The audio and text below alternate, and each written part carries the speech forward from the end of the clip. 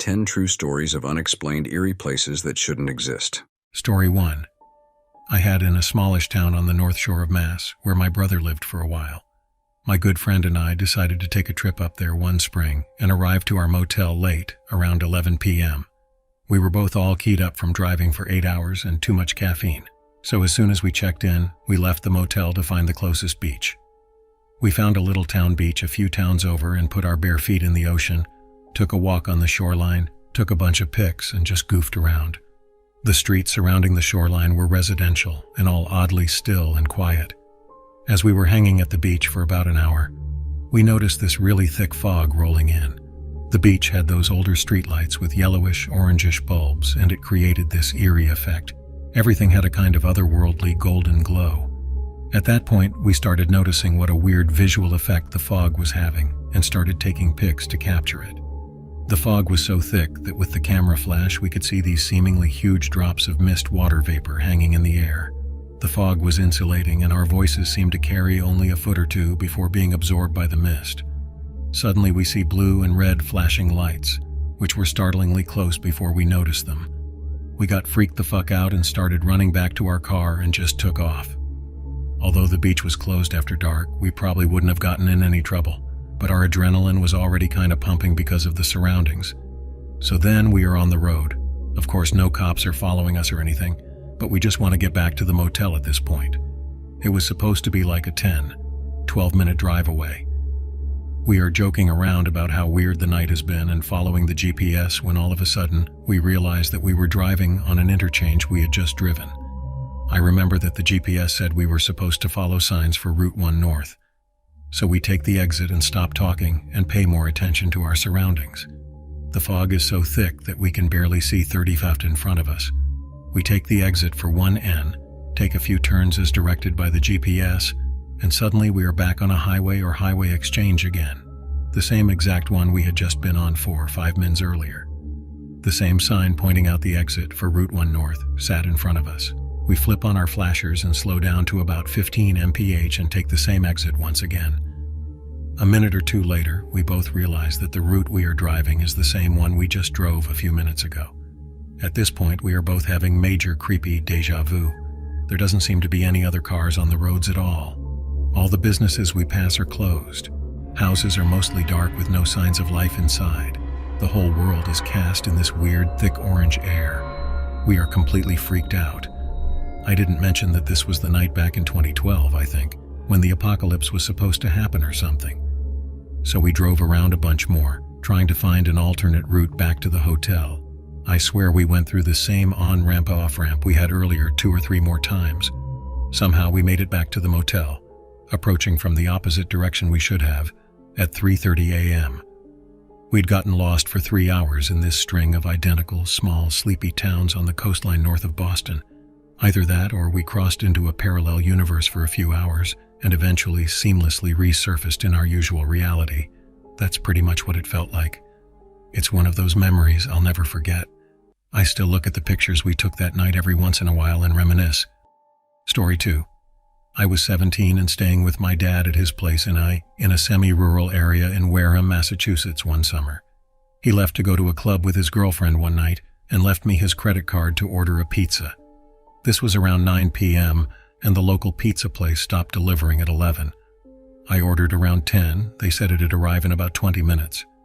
I felt a little creeped out being alone at night, so I turned on the TV to relax. After a little while, the TV makes a loud static sound and then freezes. The sound cuts out too. I tried changing the channels, but they were all frozen. Now I'm extra creeped out, so I sat on the couch and take out my phone. I notice my signal is a little weak. I tried to text a couple friends. Texts weren't sending. Kept getting not delivered. I then noticed it's about 10:30. No pizza guy. This was the moment I looked out the window. There was now dense, heavy fog, seemingly out of nowhere. The house was on a cul-de-sac and there were supposed to be houses with streetlights and porch lights and everything all around. But I saw none of that. The fog was so heavy that I couldn't even see the end of the front lawn, which isn't very big at all. I tried calling the pizza place. It rang twice, then went silent. I hung up and tried again. Same thing happened. I was very scared at this point, so I stood up in the middle of the living room, TV still frozen, trying to call anyone. My best friend, my dad, my brother, my mom, the pizza place, but calls weren't going through.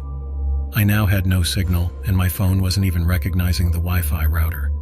I didn't know what to do, so I turned on as many lights as I could, locked all the doors and windows, and just paced around the house, highly aware of my surroundings.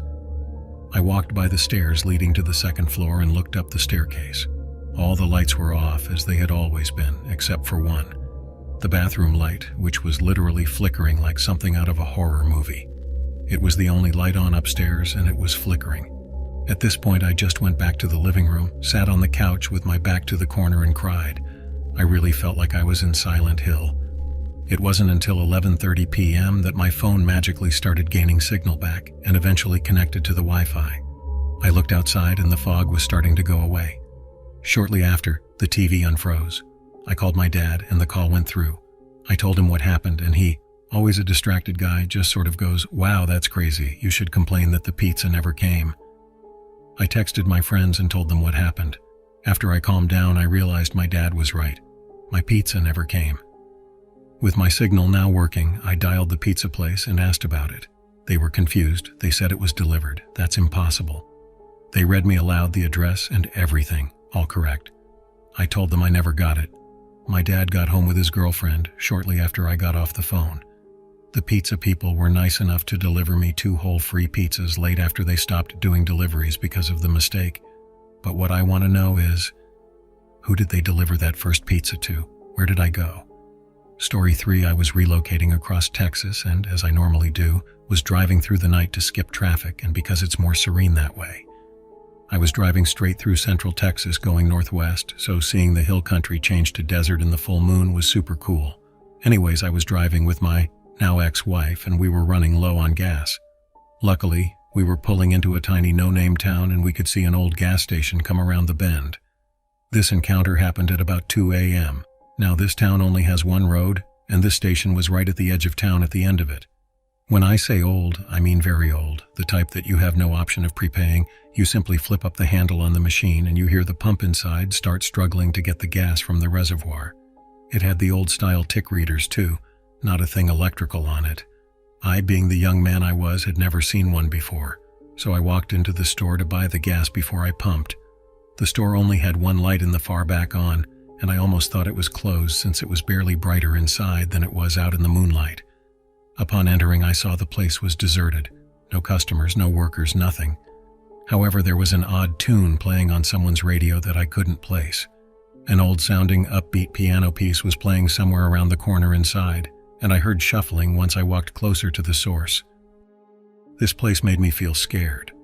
Not the "whoa, this is creepy" scared, but the "all hairs are on end. Something is seriously wrong here, but I can't figure it out." Scared. As I turned the corner, I saw a young man standing next to a large radio and dancing. His dancing, though, was extremely off-putting and seriously didn't match the tune at all. Though the radio was cranking out what sounded like ragtime, this guy was running his hands up and down his body and pretty much feeling himself with his eyes closed in what looked like bliss.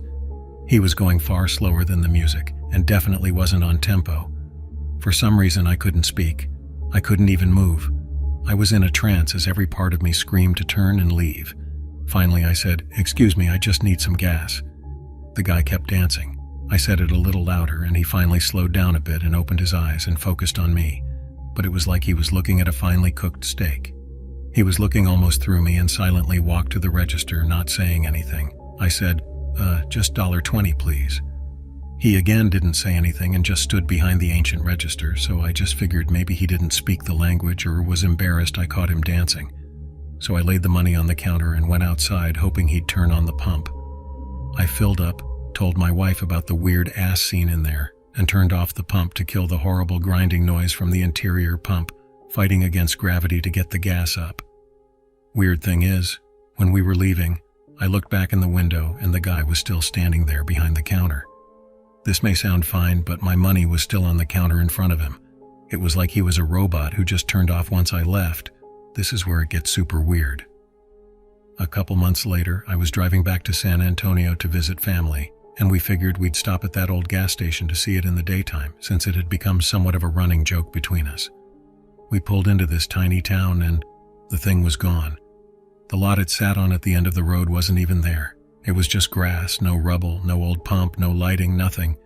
It was like somebody picked it up and moved it. It looked like nothing had been there for years. Still get freaked out thinking about it. Story 4. Driving in rural areas in New England, near the borders of Vermont and Mass, so I'm not sure which one I was in. It was late. Well, okay, so late it was actually early. And there was fog, dense fog, like Silent Hill levels of fog. And like an idiot who dies in the opening scene of a horror movie, I am driving on back roads. First my headlight just up and goes out, cannot use high beams because of fog. I'm in the middle of nowhere. I haven't seen a house or town in a long time. Car starts making noise. Check engine light comes on. So I pull over, nothing much around, field and fog and dark. Creepy as hell. I gamely look at the engine. I can fix electronics, not engines. I tighten all the things I know. Car now won't start. So I am in the dark, in the middle of nowhere, on the side of the road. Because of the natural rules of how things work, my cell phone has no service as well. It is like one big cliche. But I am not stupid enough to go wandering the roads right now. So I recline my seat and decide to take a nap for a couple hours until the sun comes up. I wake up, the sun is coming up, the fog is going away, and I am in on the main street of a tiny town, parked in front of what looks like the Bates Motel house. Houses everywhere. It was the creepiest feeling. I was sure enough in the woods. There was not a light on in any house all night. There was a service station 50 yards up the road. I walked up to it, talked to the guy, who looked perfectly normal. He walked over to look at the car, asked me to try to start it. And it did. Fucking thing turned over right away. And both headlights were working. I drove on, never got the name of the little village, and I couldn't find it on a map. I always felt like I was in this big setup for a horror movie that just didn't pan out. Story 5. About 10 years ago, I was visiting a friend in a different part of Sweden. If you've ever driven in western Sweden, you'll know it's all forest right up to the side of the road 99% of the time. Since my car was a POS noisy Clio not meant for long travel, I decided to keep to the smaller roads, leave a day early and camp somewhere by a lake along the way. It had been a few hours along winding forest roads in a cramped car, and I decided it was time for a gas coffee piss stop. I kept an eye out for stations but didn't see any road signs, and honestly started to worry I might run out of gas if I didn't stop soon. Then suddenly, after a bend in the road, I passed one unannounced on my right. I drove another 10 minutes, came to a crossing with an even smaller road, turned around and went back. When I saw it, I thought, oh cool, because it was of a brand, Esso, I haven't seen since I was a kid. The only pump was not prepayable, and the space for the ticker showing how much you've tanked was empty. So I hooked up the hose and used the automated stop latch on the nozzle handle. The pump started, and I looked around. The station was tiny, the small asphalt patch surrounded by trees on all sides, the sign, the pump, and the station house making up the whole of. There was a small lake visible through the trees on the opposite side of the road. The station's was a tiny wooden building with faded blue paint and all the windows practically blotted out by dust. The nozzle clicked to a halt. I hung it back up and went over to the station house. When I got inside, it was just me and the cashier behind the counter. He looked to be in his mid-50s, very straight posture and neatly combed gray hair, wearing a black tie and a pale button-down blue shirt with the Esso logo stitched on the breast pocket. He had this completely blank expression on his face and seemed to almost not notice me. "Good day," I said jovially, wanting to make sure he actually saw me. He obviously had, because he turned his blank eyes right on mine and just nodded. I asked to use the bathroom, but in response he just slowly shook his head. The only things in the tiny store were some oil cans, and I couldn't see a coffee pot or anything, and so didn't bother to ask. "So I'll just pay for the gas then," I said, starting to feel a bit uncomfortable with the silent staring. He softly replied, 197 kroner, please. I walked up the counter, paid, said goodbye, and left with no further words being exchanged between us. I got in my car, tossed the change in the door pocket, and took off. As I pulled back on the road, I felt a clear relief to be leaving the place, but was not sure why. While driving, I went over the interaction in my head. What was it that had me so creeped out? Sure, the cashier was behaving strangely, but apart from not speaking and staring like that, what was it he did that felt so incredibly off? And why so cheap? Even for a small car like mine, a full tank should have cost me roughly twice as much. By the time I had reached the crossing where I previously had turned around, I realized what was wrong, and a chill passed through my body. It was this. I had walked up to the counter, he handed me 3 KR in change, and then I took out my wallet and gave him the 2 100 KR bills. How did he know? I fished the change out of the door pocket. 3 1 KR coins looking almost new, all minted in the late 1960s. I stopped at that same crossing again. Feeling a rising sense of dread, I couldn't let it go. I turned back. I soon arrived at that same bend in the road and came to nothing. I got out of my car and crossed the road, the same lake in the distance, and on the ground among the trees, here there, a tiny patch of old, fragmented asphalt. I searched for any other sign of the station, but found nothing. Feeling even more spooked, I walked back to my car. For just a moment, I felt across my face a cold breeze, carrying just a hint of gasoline. Story 6. By my hometown, there was a hiking trail that people went to very infrequently. It was along the side of the Niagara Escarpment, so it had some climbable cliffs and some very shallow caves that you could crawl around on. I went with some friends when I was 19-20, and we were crawling around and found a cave that went pretty deep. We had never been in there before, had never even seen it before, so we pushed forward and decided to check it out, even though we had no flashlights, and this was when cell phones didn't really have a flashlight function. We stepped into the cave and it was easily 30 degrees cooler than outside.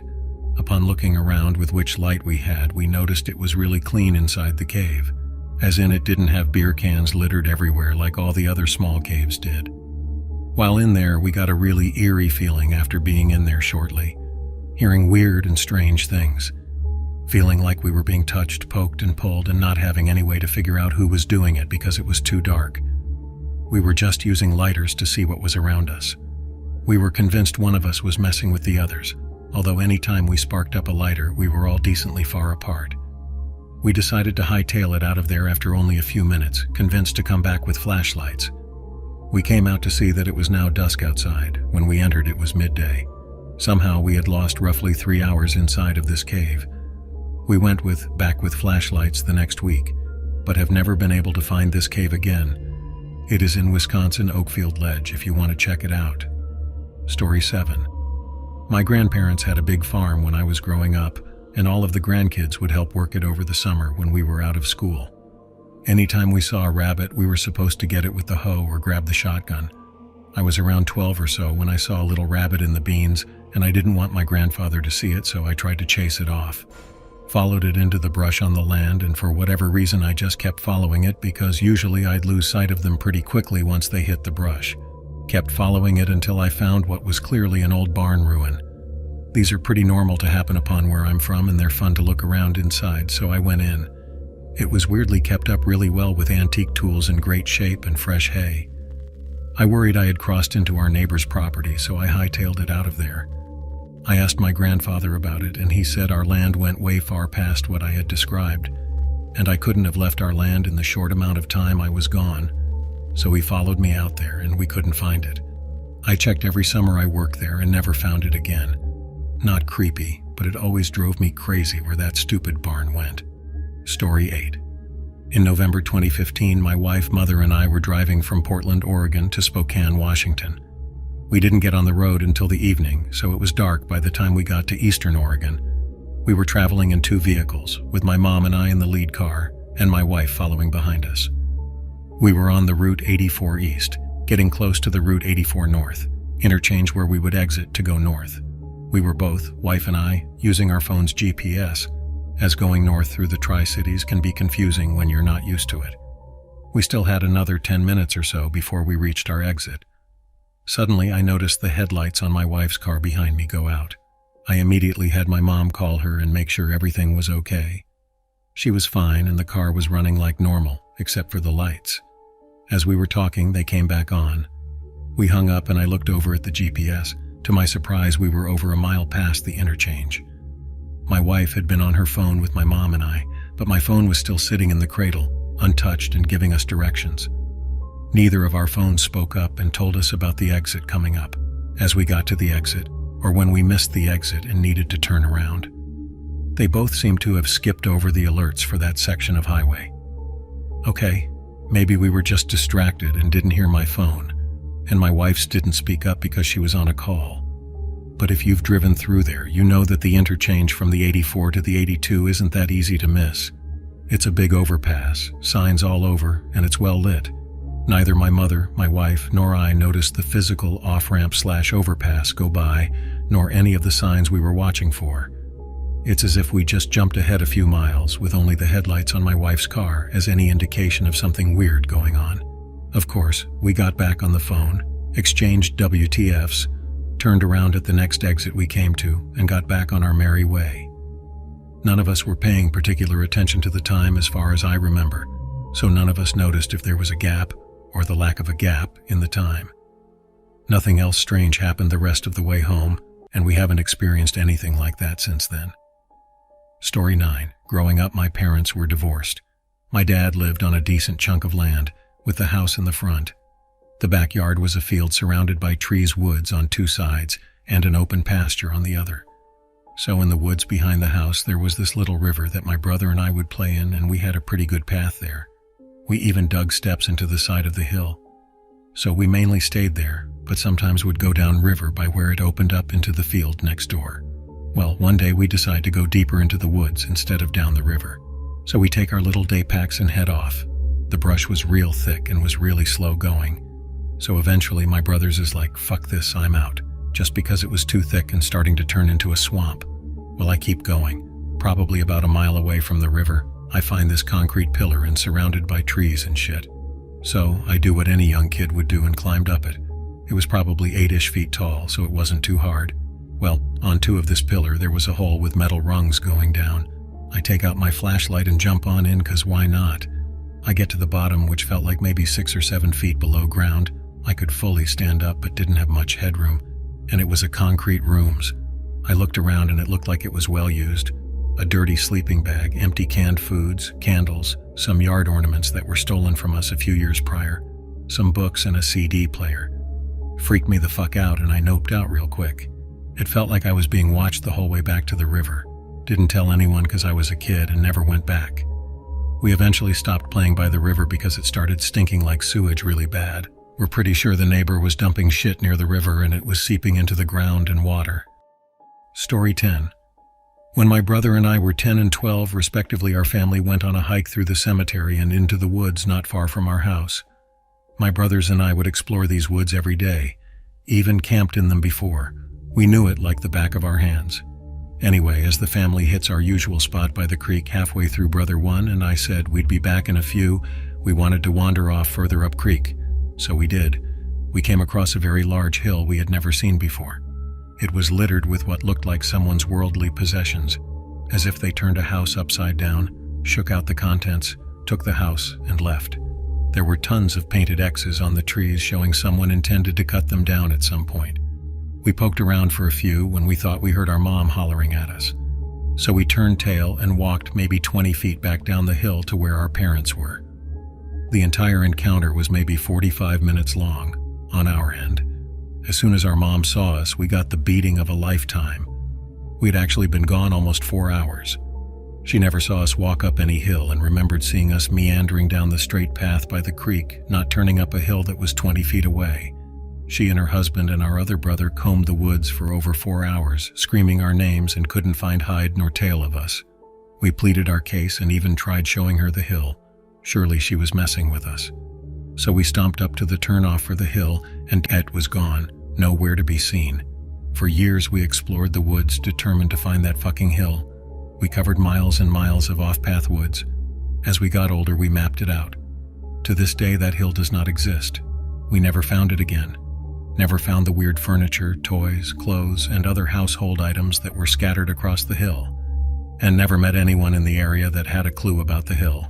We probably just wandered way further than we meant to, but I always found it weird that we never found the hill again. Story 11. A group of friends and I decided to take a small Saturday afternoon road trip into the backcountry of South Carolina. We figured we'd just drive around, head southwest, and see if we could find some antique shops, cemeteries, abandoned buildings, and the like. We pile into my car and start driving. It's about an hour of nothing, just some light conversation and southern pine forests. We pass a few horse farms, some quaint old mill towns, and a few gas stations, but nothing interesting yet.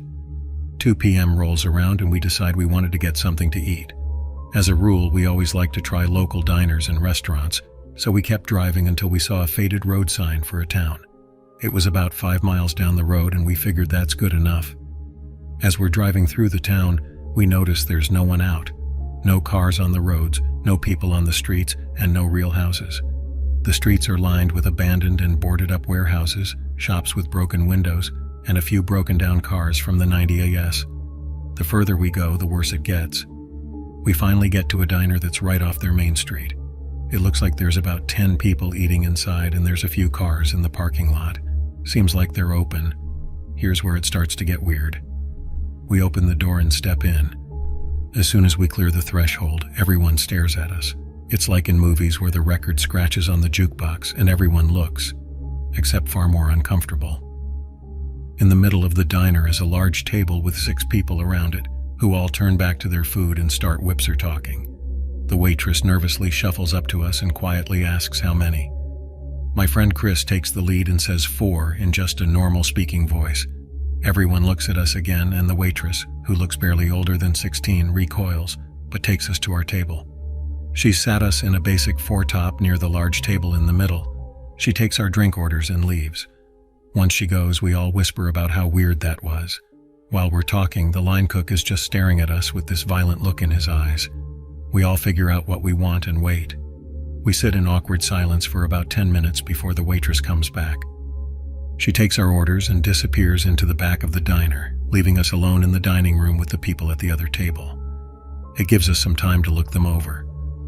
They're a basic Southern family, chubby, haggard-looking wife, husband with sun-leathered skin and oil stains on his coveralls, 3 children, all girls, all in nice Sunday dresses, and then her.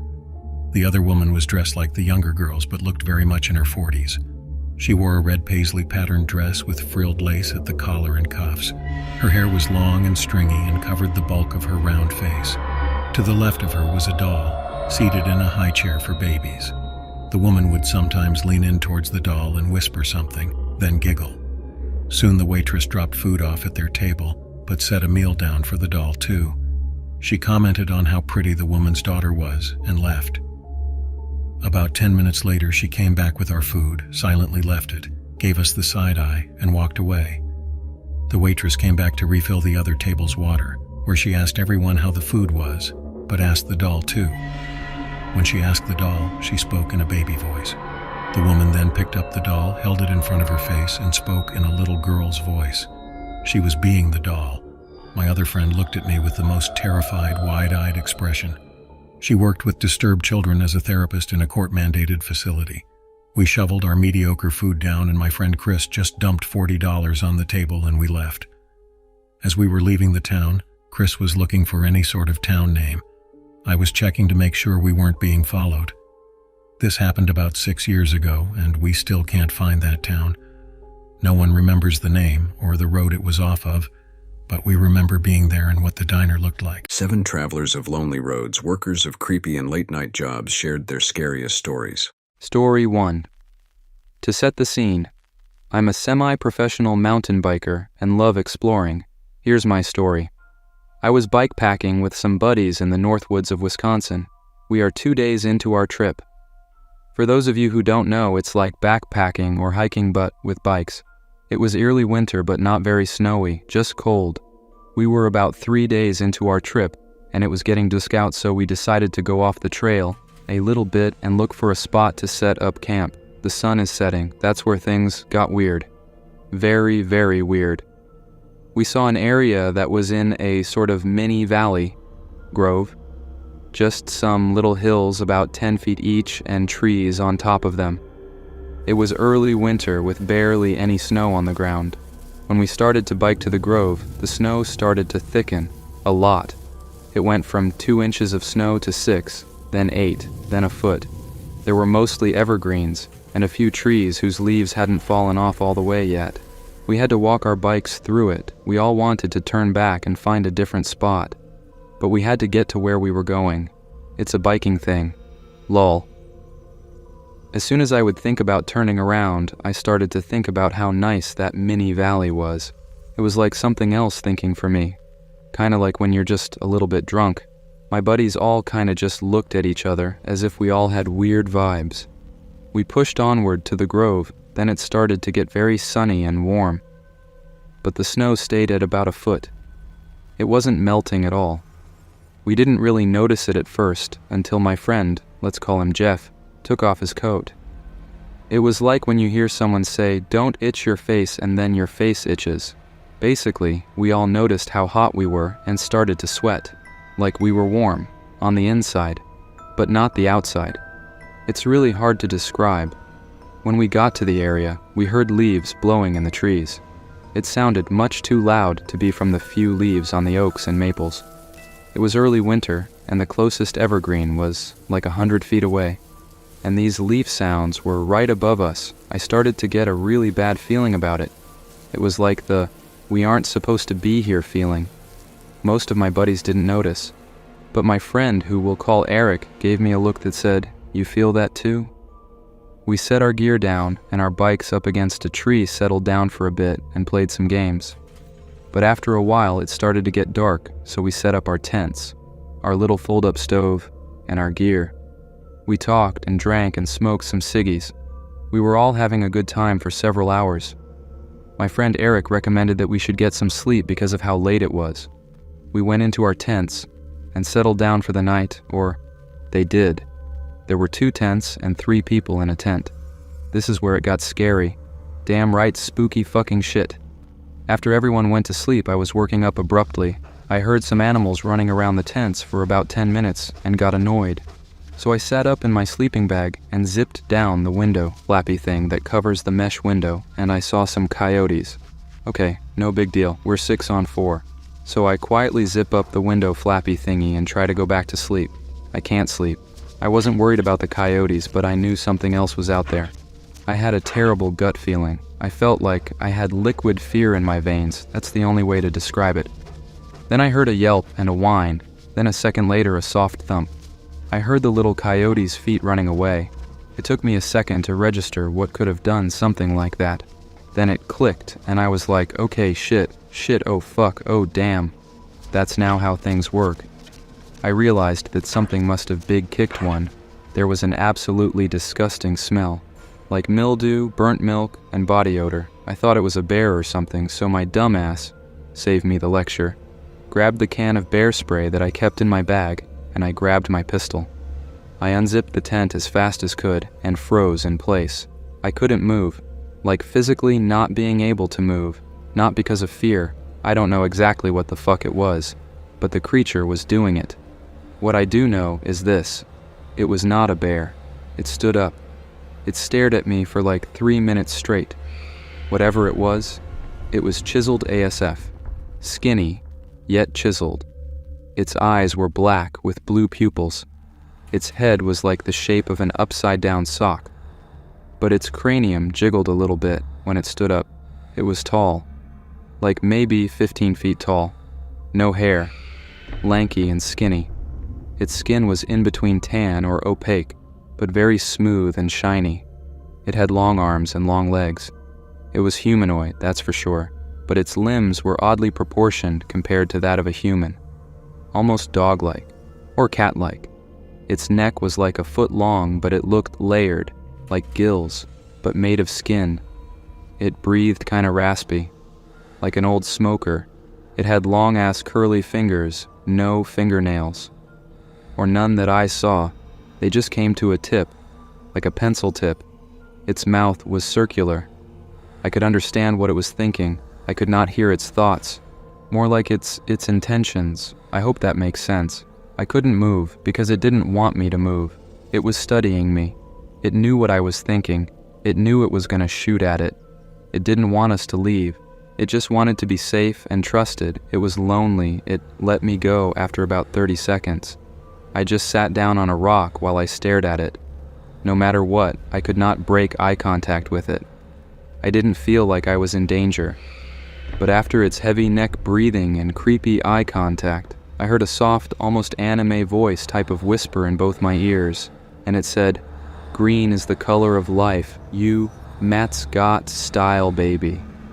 Then it looked at me for confirmation, blinked, then said, "Okay, bye now," and then it closed its eyes. While it did this, I felt like there were green eye drops in my eyes. As soon as its eyes opened again, the greenwash was gone, and it took off into the woods, ridiculously fast, like 30 mph. There was a line of kicked-up snow that followed the creature where it went, but no footprints. I didn't dare follow it. I don't know what it was, but I slept very well that night. When I woke up, my buddy Jeff, who was in the other tent, said he had a dream that perfectly described the whole thing. He said he felt like it was real. I told him it was, and explained it from my POV. Everything was fairly normal after that, aside from guttural screeching in the middle of the night, and me and Jeff being thoroughly spooked. Story 2. I had freshly turned 18 and was working a closing shift at a small cafe in a grocery store. One of my regular customers comes in, Tom. Tom was a hugger. He'd come in and call out, "Where's my girls?" And we'd all have to awkwardly hug this 80-year-old man while he whispered, "God bless you," in your ear. I hated Tom. He always held on a little too long and whispered a little too close. On this shift, I was closing alone and Tom came in at about 4 p.m. Not unusual, I dealt with the creepy and got him his coffee and bagel. He was with his wife this time. She was sweet but tired looking. He started asking me questions as I worked. What do I have to do at night? Is it hard closing alone? What time am I off? Do I ever get scared walking to my car in the dark? The questions got progressively more uncomfortable, and his wife just sat there silently. I answered as friendly as I could, despite the hair on the back of my neck standing up. I would catch him staring at me often. It was okay though, I was off work at 7, so it wasn't a big deal. Until he didn't leave. His wife went home without him, and he just stayed staring for hours. I asked if there was anything else he needed, and he said, "No, I'm just waiting for you to get off of work." He wanted to walk me to my car, he said, because young girls shouldn't be in a dark parking lot alone. I told him it wasn't necessary and continued about my work, ignoring him now, even as he stared. He left about 15 minutes before my shift ended, into the dark Michigan winter, and I breathed a sigh of relief. I didn't think twice when I punched out and headed to my car. I grabbed my snow brush and began clearing my car, enjoying the quiet that's unique to a snowy night. I began to hear the crunching of footsteps behind me. I brushed it off. I was in a parking lot after all. But they get closer, past any other car and directly towards my car, parked away from the others in employee parking. I look, and it's Tom, maybe 50 feet away, and smiling. He tells me that I should have looked for him. He had been sitting outside waiting for me, and I should know it's dangerous for young girls to be alone in a parking lot at night. I began shaking. I tried to open my car door, but it was frozen shut due to the earlier storm. Tom came closer, calling me a stupid girl and asking God to forgive him. I debated running back into the store. He was so old he surely couldn't keep up, right? I didn't want to chance it though. He could have been younger, as I'm a terrible judge of age, and I'm not exactly fast myself considering my weight. So I stand my ground. I fumble in my purse for my pepper spray, thankfully attached to my keys. I tell him to stay back. I have pepper spray, and to go home to his wife. He glowers at me. I show him the tea canister. We're about 15 feet apart now. He's well within range. He calls me a bitch, spits at me, and heads back into the store. I get in my half-uncovered car and drive home, terrified. I called the store when I got home, only a mile and a half away, so about 2 minutes, and told them what had happened. They kicked Tom out and told him not to come back. He began cursing up a storm and his wife had to come pick him up. He ended up getting arrested for child pornography a couple of years later, but I don't know the details, as I had moved away at that point. Can't say I'm sad to see him go, though. Story 3. This story took place on a Danish highway with lots of traffic. I was riding my motorcycle and pulled over at a rest stop. The stop only had a parking lot and a toilet, no gas station or anything, and was hidden from view from the highway by trees. As I stopped, there was only one car in the parking lot. A man was standing next to it. He came over and I thought he was just a tiny bit strange. He told me he was a German chemistry professor but did not look the type. He had been sleeping in the trunk of his station wagon, and when he left through the rear hatch he had left the keys inside and the car was locked. He wanted to borrow my phone to call for assistance, and I let him use it. After the phone call, I was still talking to him, and he told me about the trip he was on. I was more or less trying to end the conversation when a run-down van with graffiti on it stopped next to us. Out comes a man who looked a bit off, like a mix of 80s denim jacket gang member and a drug dealer. He opened with, "How much is that motorcycle worth?" I found that slightly threatening. He kept on talking about how nice my bike was, as well as telling me his life story. He told me he was a West German truck driver in the 80s, driving a route to East Germany. He had an East German girlfriend whom he met every time he was there. But they were discovered by Stasi, and he never saw her again. He was convinced she was killed by Stasi because of her relationship with him, West German. At that point, he had moved to Norway and worked there as a butcher for 10 years. But then some things happened in my life, and I joined the Foreign Legion. Now, people don't just join the French Foreign Legion. The way he said it made me think he was saying that he did some serious crime, but escaped the police prison by joining the Legion, which is apparently a thing. Now, at this point, I was 100% convinced he was bullshitting me. I just did not understand what he was trying to achieve. Did he want to steal my bike, or my wallet, or phone? Meanwhile, the professor wanted to leave so badly, but he was still locked out of his car. Me and the crazy dude spoke partly Danish-Norwegian, so he did not understand what we were talking about. But I guess you could say he understood enough to be a bit frightened. I wanted to pull on this crazy guy's strings a bit, so I asked him about something I'd heard about the Foreign Legion. They give you a dog, and you have to care for the dog and have it as a pet, and then they make you kill it and eat it. He told me, nope, that's not true, it's a rabbit, not a dog. And then he kept talking about it in a way that was very, very convincing. And then he pulls the ace out of his sleeve. Literally. He pulls up his sleeve and reveals a tattoo of a legionnaire of the French Foreign Legion, in uniform, covering his whole arm from elbow to wrist. I mean, non-legionnaires don't have that. I was still trying to figure out what he wanted. He had still not asked what me and the professor were waiting for, but just then, a roadside assistance truck arrived to help the professor, and the crazy guy realized the situation, and then became annoyed because if he had known, he could have picked the car door lock in seconds. I have equipment for it in my car. Anyway, the professor and the crazy legionnaire became occupied with the locked car and the arrival of the roadside assistance truck, and I got on my bike and noped the heck out of there. At the end of the day, I think he was genuinely a legionnaire, butcher, and truck driver. I think he was a lonely guy, just looking for conversation, but no longer used to civilian-friendly conversation. I'm sure he had hundreds of interesting stories to tell, but I would prefer to hear them in a less isolated place than a Danish rest stop. Story 4. This happened on my shift, graveyard. I was helping another short-staffed store across town. A woman came in. She seemed a little frazzled and was carrying a Bible, but otherwise, she seemed fine. She buys some chips and starts talking to me about crazy coronavirus stuff. Then she tells me at an evil spirit pretending to be a clove of garlic. I of course think she's just messing with me, but no. She pulls out a piece of garlic, lays it on the counter, and starts telling me it isn't garlic and is in fact a demon that wanted to possess her. She then starts asking me if I believe in spirits or if I can see them, because despite looking like I'm one of the humans that's a third demon, I'm really a human who's a third angel who was sent to Earth to help her expel the evil spirits and urges she feels, and that it's okay if I didn't know it because she can see it, and she leaves the garlic on the counter and tells me that she'll wait for me to deal with it.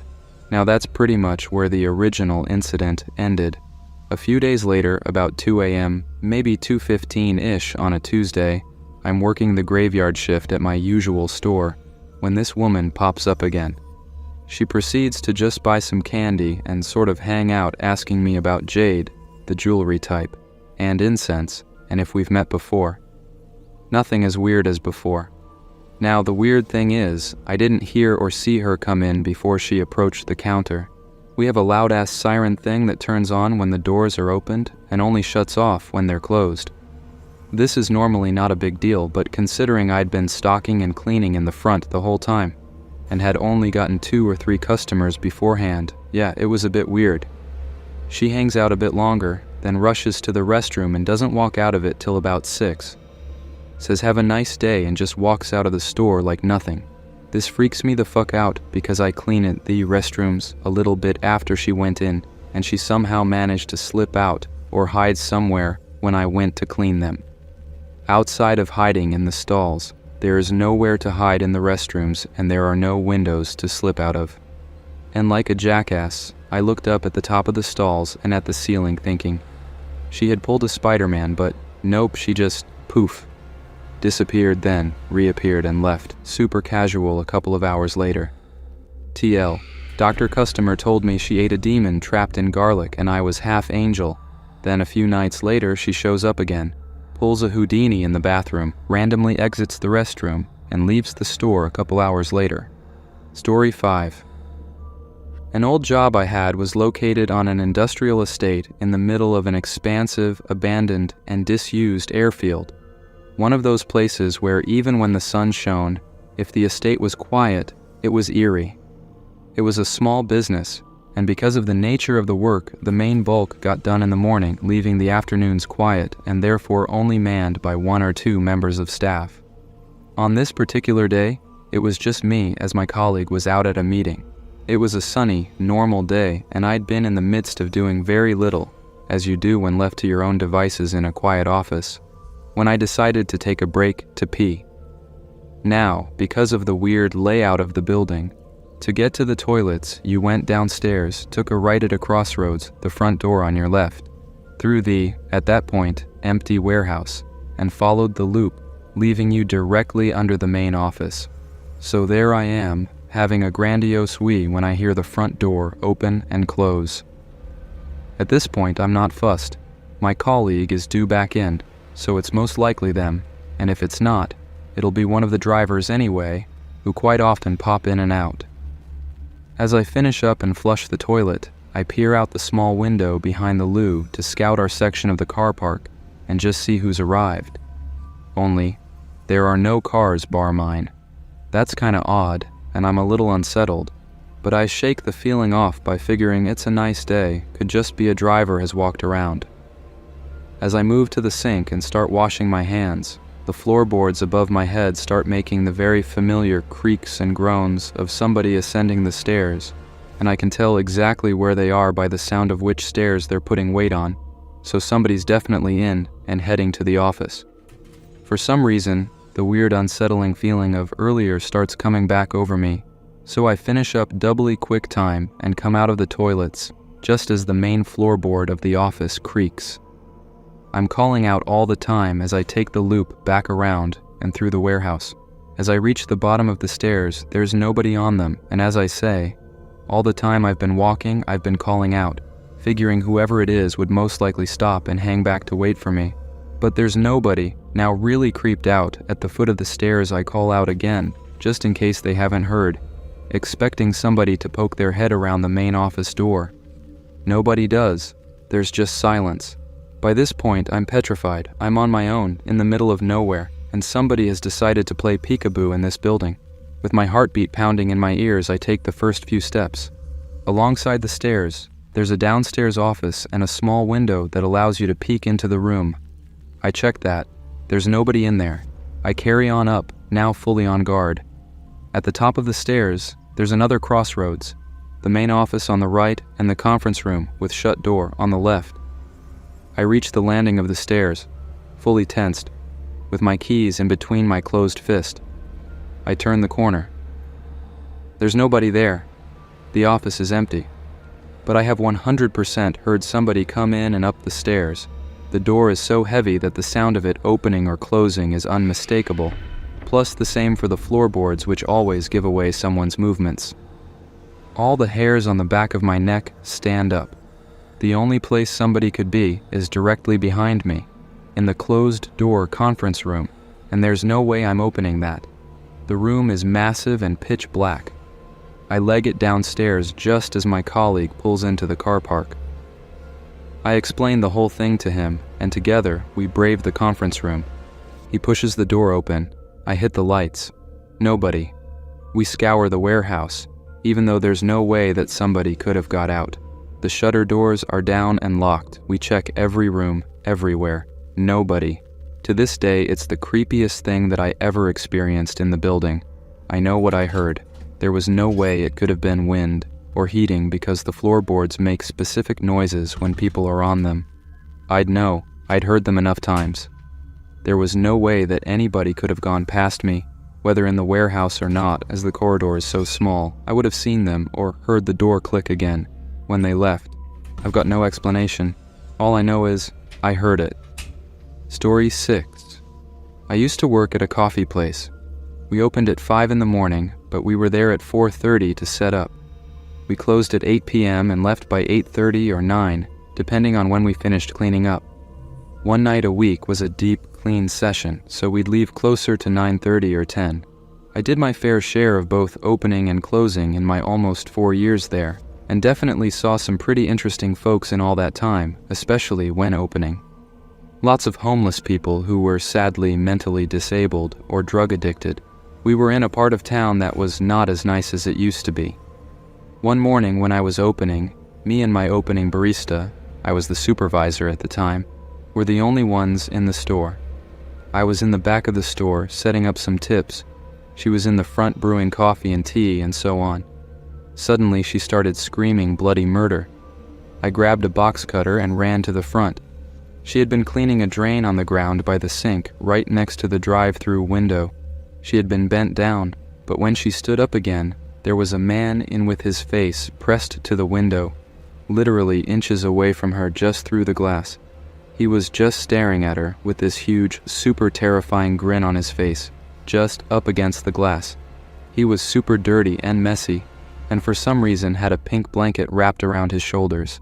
As my barista was screaming and crying, mostly shocked from how quickly he'd randomly appeared and how close he was to her, he started cackling like it was funny.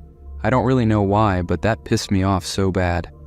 I didn't want to open the window, obviously, so I just told my barista to go into the back of the store and made eye contact with the guy through the window, scowled as hard as I could, and pointed down the street and yelled, "Fuck off now." He looked totally taken aback at first, but then kinda stumbled away down the street. He lingered on the block for a long time, but eventually left for good. I kept an eye on him for a while, and then went and calmed down my barista. Another time, I was opening with a different barista. For reference, I'm an average-sized female, my early 20s. This barista I was opening with is a late 30s male. When we opened the store, we'd wait in the parking lot for the other person to get there, one barista, one supervisor, and then walk into the store together. I arrived before him. When he got there, he parked a few spaces away from me. His car is black and small, so it could be hard to notice in the dark and from a ways away. When I realized he was there, I got out of my car to meet him. He left his car too, and was walking towards me when he suddenly started yelling, "Get the fuck away from her," and running at me super fast. I heard footsteps run away from behind me and was super shocked.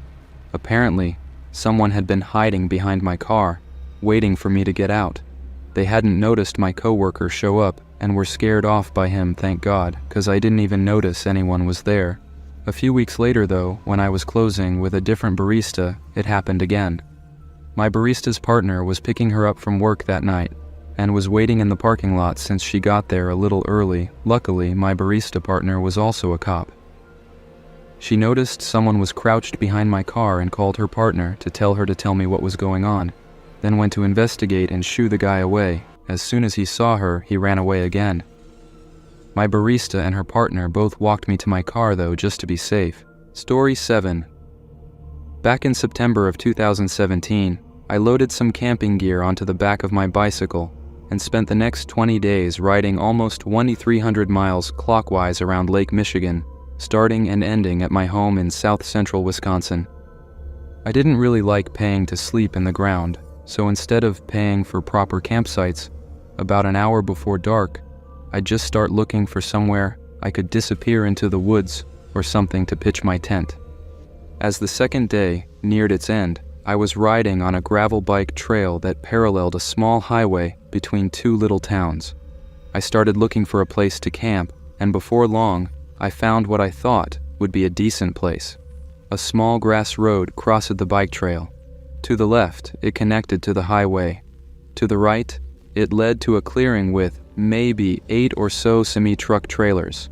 Although the trailers themselves were overgrown with grass and weeds, indicating they hadn't moved in years, there were decently maintained paths between them, and in some places, the trailers blocked those parts from view in 3 directions, including from the road. So despite my slightly uneasy feeling about the place, I set up my tent. In the final few minutes if twilight, I was sitting in the tent, eating dinner and writing in my journal, when suddenly I heard the squeak of an old door hingy, followed a moment later by the banging sound of a door being violently swung shut.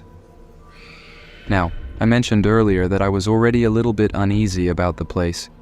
It was a bit creepy, but in a cool way.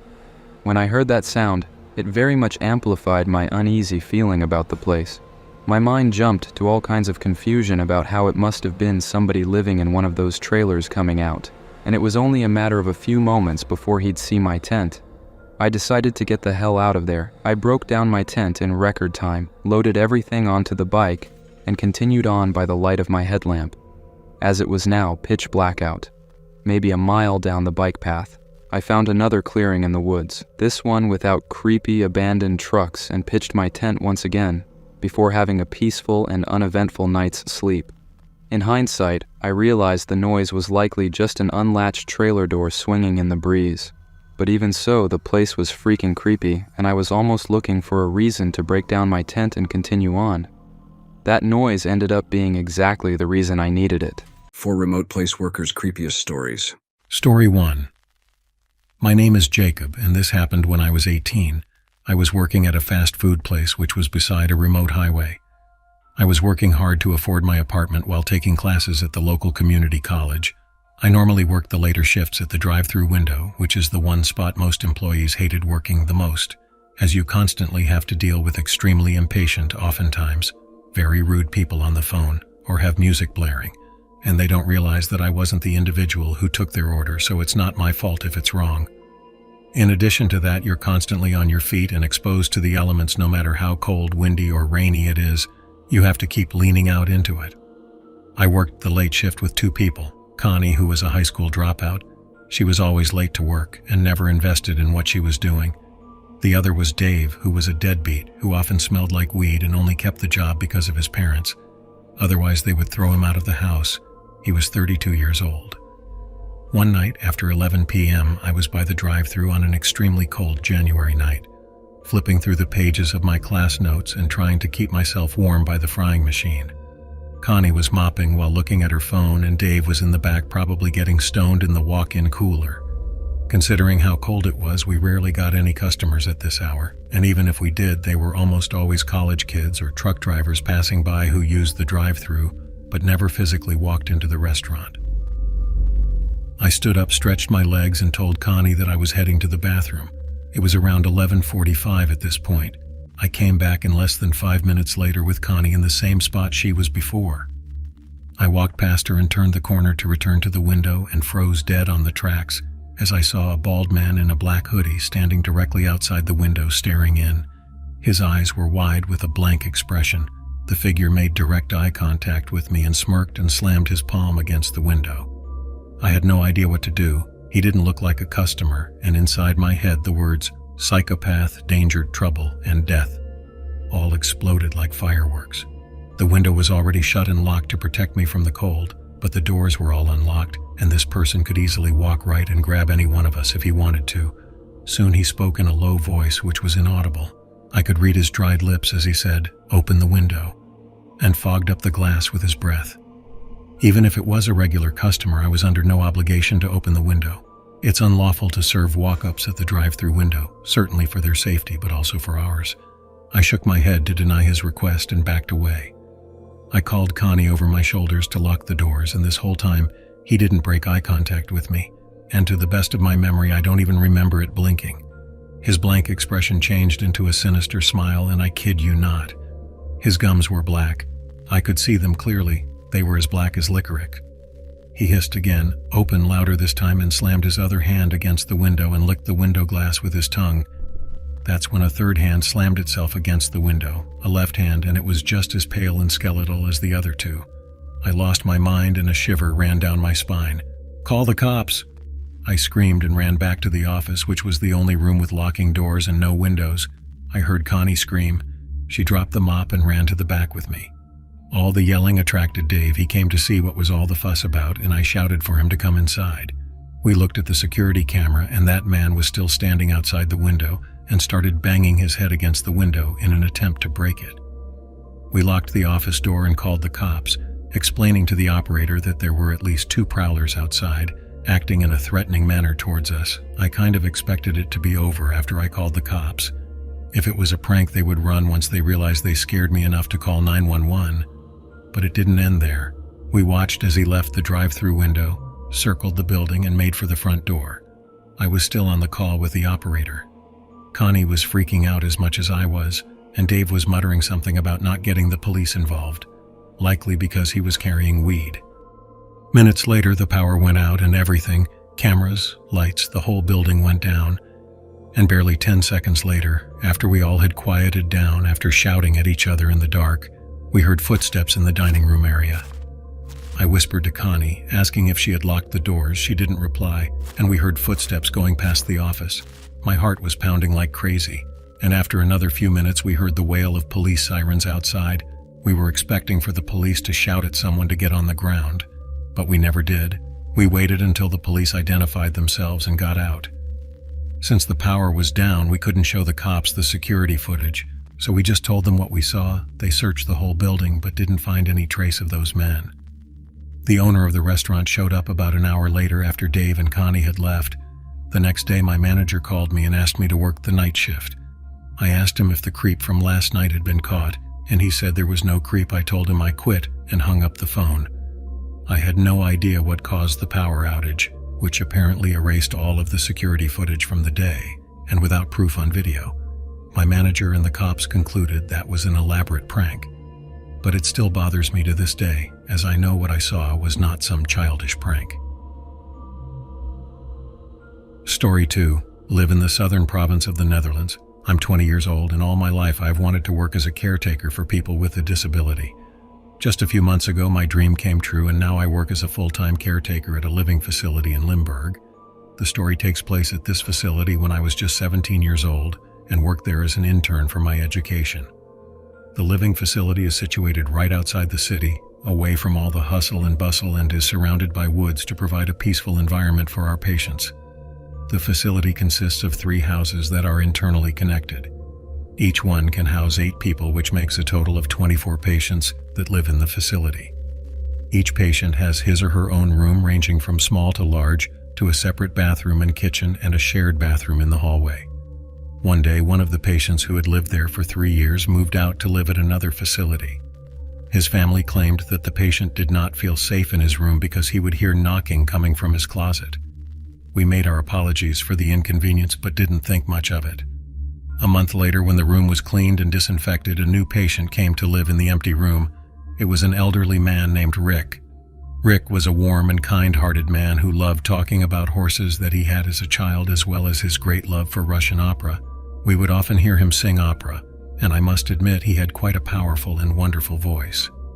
At first, he would bid us good night before he went to bed. But as time went by, Rick seemed more and more distressed. He didn't eat and drink as much as he used to, and he lost a significant amount of weight at a troubling rate. He would sit quietly on the couch, staring blankly at nothing. When I asked what was wrong, he would say that he had a terrible nightmare about some kind of creature lurking in his closet. My colleague and I debated whether or not he could be getting Alzheimer's and would need testing for it. He had been tested, but nothing came out of those tests. Every night, Rick would scream us awake, and when we came into the room, he'd be sitting on his bed, trembling and pointing at the closet. He said that something crawled out of the closet and came up to his bed. He described this creature as being skinny, more likely bony, with rotting meat hanging from its bones. The creature had green eyes similar to his deceased mother and huge fingers that looked like claws. Its face was that of a human skull and a mouth filled with sharp teeth like a crocodile. The creature would wrap its claws around his body. Rick described so vividly how he could smell the horrible scent of decay as the creature opened its mouth to whisper in his ear to get out. Rick covered his ears as he said that and soiled himself. My colleague checked the closet, but there was nothing inside besides his clothes, and the only thing we could say to him was that everything was going to be fine. A month later, Rick would wake up with markings all over his body. Everyone was horrified to see deep scratches that appeared to be claw marks. There were even bite marks that were deeper and more animalistic than any human bite. Rick would not want to go to his room anymore, and he would take his dinner at the door of his closet. When my colleague tried to take the food away, he said in a trembling voice that it would make the creature angry, and if it became angry, it would punish him. I felt so sorry for him, especially seeing the fear in his eyes as we took away the plate. For 2 weeks, the same thing kept happening with Rick. One night, me and one of my colleagues were working the night shift. We were making our usual rounds, checking if everyone was sleeping and all the machinery was still up and running. That was when we heard a horrible, bone-chilling scream echo through the building. It came from Rick's room. We stormed in, slamming the door open, revealing a horrible sight. Rick was lying on his back on his bed while he was gasping for air. He was clawing at his neck and chest, ripping flesh off and making bloody gashes all over his upper body. His bed and himself were covered in blood, and there was a trace of blood leading to his closet, which was slightly opened. My colleague called the emergency line while I desperately tried to stop Rick from clawing, but the only thing Rick did was scream as if possessed and started at the ceiling. While handling Rick, my eyes went towards the closet, and that's when I saw a pair of green glowing eyes peeping through the slightly opened closet door. I froze as it looked at me, and my heart began to race. I closed my eyes tightly for a split second, and when I opened them, it was gone. I regained my consciousness and tried to calm Rick down while still thinking about what I saw. After what felt like hours, the ambulance arrived and took Rick away. Sadly, after a week, we received the news that Rick had passed away. The room once again was left empty. The blood was cleaned up by a cleaning company and the room was disinfected. The room would be occupied soon enough, but even before the room was occupied, I found another patient, an old lady standing inside the room in front of that closet. I asked what she was doing in here. She muttered, "This room should never be occupied again, it is angering him." And then I remembered what I saw. Hearing this from her gave me goosebumps. I asked her, "Who is him?" She replied, "You know who I mean." After saying that, she walked out of the room and left me breathless. I stormed out of the room, locking it behind me. I never told anyone what I saw that day, and it still bothers me, so I don't go in that room after that incident. A week later, that same old lady shifted into that room. I don't know why, and I never tried to find out. Story 3. This happened when I was about 20 years old. I was working at a sawmill which was located in North Carolina. The mill was located beside a river covered with thick forest, and since the mill was located in such an isolated place, it took an hour to get back into civilization and almost an hour and a half to reach my apartment. Working in a sawmill was pretty boring, but I got used to it as I forced myself to work there. I got to be friends with a colleague there whose name was Martin. He was in his late 20s with a shaggy beard and always smelled like alcohol. He had horror books with him and enjoyed grotesque jokes. He lived in an old wooden house that was not very far from the sawmill. One day when we were chatting, he said that he had come up with an amazing idea. Then he showed me his notebook, in which a dozen of people's names were written. Among them were the names of the manager and some of our other colleagues. "I will kill them all within the next years," he said with a sinister smile on his face. I was taken aback by this comment, but also wasn't that concerned since he used to joke around like that quite often. But I still confronted him. I asked if he was having a hard time and told him to take it easy, to which he denied and said that it was a perfect plan. I had enough of him, so I told him to get a vacation and take some rest and went back to work, but he was looking at his notebook incessantly. A few days later, he looked much more joyful than usual. I asked him if there was any good news, and he invited me to his house, saying he had something to show me. I had never been to his house before and thought it would be a good idea to get to know him more and help him with whatever he was going through. Later that day, I went to his house with him, and when we arrived, a foul smell hit my nose and it was like rotting meat. I asked him if he left some meat and had forgotten about it, but he didn't reply. He directed me to a locked room, and the stench got even harder and unbearable. I wanted to get out from there, but also was curious to what was behind that door. He said that there was something great inside, and then he started to unlock it. For some reason, my heart began pounding. I knew something sinister was waiting for me inside that room.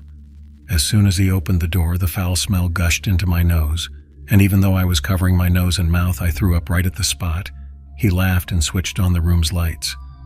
What I saw next gives me nightmares to this day. There were clear plastic bags, and I could see clearly what was inside them. They were body parts cut into chunks, and the bags were filled with them. I was so shocked and scared that my legs froze, and meanwhile Martin grabbed what looked like a saw and told me, "Cutting humans is much more fun than cutting trees. Do you want to be chopped like them?" he asked. Not a word came out of my mouth. He then proceeded to say, "Tell me how you feel when I cut your limbs. I'm really curious." I asked everyone, but they didn't say anything. He then grabbed me and tried to bring the saw closer to my shoulder, but I kicked him in his stomach and he growled in pain. He fell to the floor and I took the chance to kick the saw far away from him. He got up and tried strangling me. I pushed him and tackled him to the ground. We traded punch for punch. The scariest part was that he was just laughing. I had adrenaline rushing through my body and I kept punching him in the face until he passed out. I called the cops and somehow got out of the house. The cops showed up, and when they went inside, the room was filled with blood splattered everywhere. They arrested him and took him to the hospital. The maniac had several injuries: 3 broken ribs, a broken jaw, a broken nose, and a concussion. I was also rushed to the hospital with a few missing teeth and a broken jaw. The police investigated and found 5 bags, and they concluded that he had already killed 3 people. They also found his notebook in which he was writing a horror novel. It included the process of how he lured people and dismembered their body parts were written in detail. The following content of the novel was about killing me and cutting my limbs into small pieces. I still don't understand why he did those things. The police asked me if I had an argument with him recently, but there was no such thing. I changed jobs after that incident and never went to any stranger's house again. Story 4.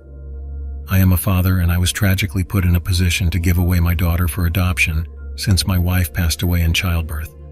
The family that adopted her keeps me in a loop by sending her pictures and videos.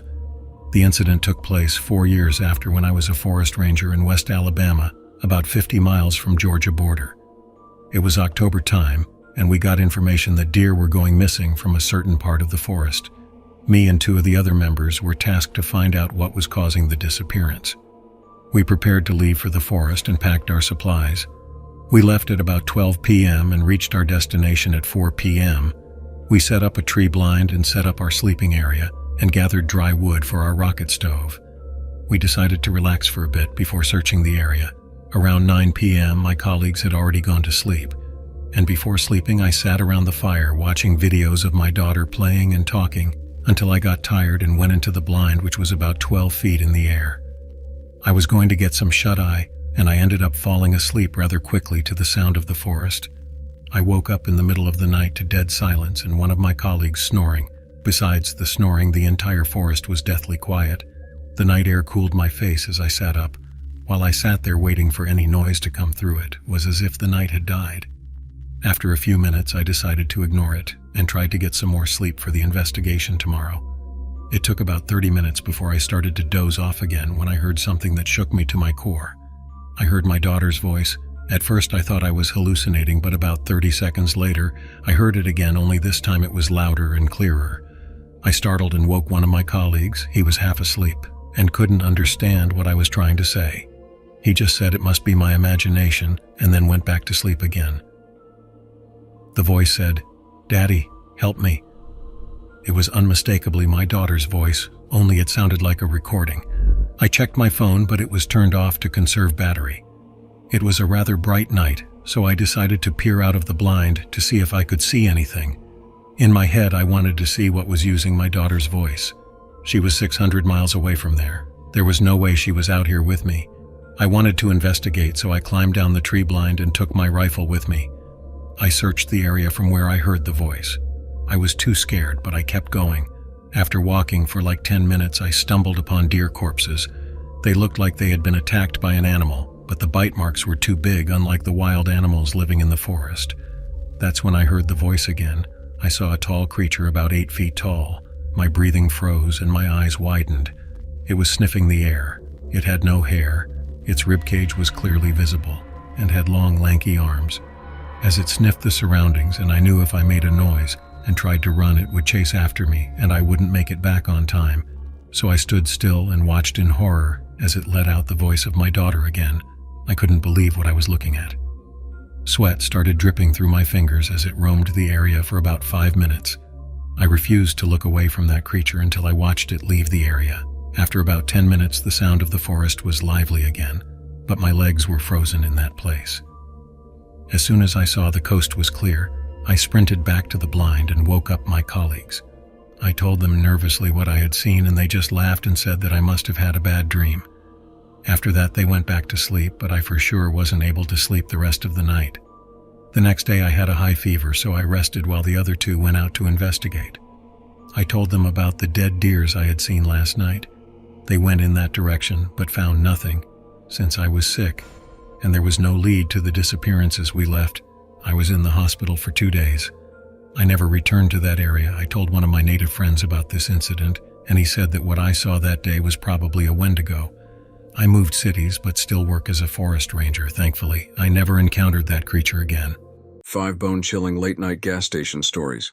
The creepy man from the gas station followed us. I'm a 24-year-old male, and this happened to me a few years ago when I was around 21. It was around December. It was freezing outside, and there was snow on the ground, as we had just had a snowstorm pass through our area. I lived with my parents at the time, and my mom is not really a fan of driving in the snow, so she asked me to go with her to the gas station to pick up some groceries. I said sure, as I wasn't really doing anything at the time. I grabbed my keys and followed her to the car. The cold air hit my face pretty hard that night. It was around 10 p.m., and the nearest gas station was about 5 minutes away from our house. But given the conditions of the roads, it took us about 10 minutes to get there. Once I was able to park the car, my mom got out of the car, then made her way inside the store. From where I was parked, I could see her inside the store, standing in the line that was leading up to the register. I kept the car running as it was really cold, and I didn't want to sit in the car without any heat. I was browsing on my phone while waiting for my mom to get done, and right around that time, I saw her finally approach the register. Minutes later, a black truck pulled up into the parking spot right next to my car. I found this unusual, given that the parking lot was empty, so there was really no reason for them to park right next to me.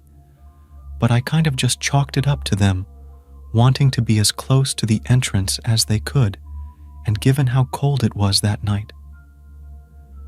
No one got out of the car at first, but I didn't even notice this until I looked up to see my mom walking out of the entrance back to the car. I glanced over to the truck's passenger side window, and I could make out a figure sitting in the passenger seat, and they were facing in my direction. My mom opened the door and got inside. She saw me and asked what I was looking at. I told her that the truck pulled up well over a few minutes ago. Around the same time, she approached the register, but that nobody had gotten out. She first chalked it up to maybe they were just waiting for someone inside the store to come out. But when I mentioned seeing a figure in the passenger side of the car, looking in our direction, but she said that we didn't need to worry about them once we drove off. As soon as I put the car into reverse and then began to back up, the passenger door swung open and hit the side of my car. A tall, built man stepped out from the truck as soon as the door made contact with my car. I hit the brakes as soon as I felt the contact, and the man stood there before throwing his hands up at me and then staring in my direction. I didn't know what to do, as I had never really been in any sort of accident before. The man slowly walked up to my window and just stood there. I cracked it very slowly and told the man that I was sorry and that I didn't see the door open as I was backing out. For a brief moment, he didn't say anything. After a few seconds, he proceeds to ask me to roll down my window a little more, as he could barely hear me. I knew this couldn't be true, as it was really quiet in that area, and I wasn't even speaking in a low tone. I told him that I would prefer to keep it cracked, as I didn't want cold air to let in. This really angered the man, and he immediately starts cursing me with an anger tone and told me to roll down my window again. I again told him no, and this is when things took a turn. Without any warning whatsoever, he smacked my window really hard with his hand. Startled, I jumped back and rolled my window up. My mom was right beside me, yelling to just back out and leave, but I was afraid of hitting the man in the process, as he was still right next to my car. The man kept smacking my window really hard a few more times before trying to punch it. At this moment, I realized if I didn't get us out of there, this man was definitely going to hurt us.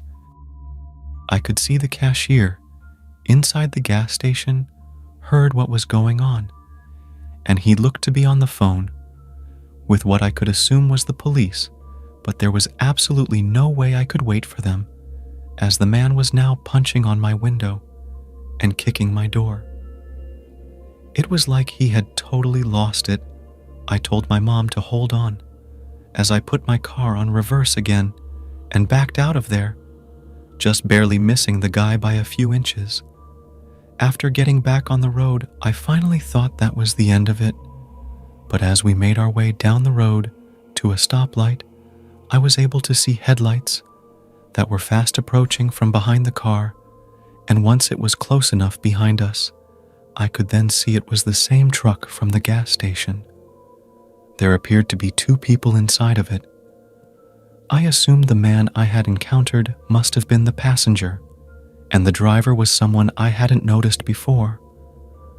I told my mom that it was them behind us, and then she started to freak out and call my dad, letting him know what was going on.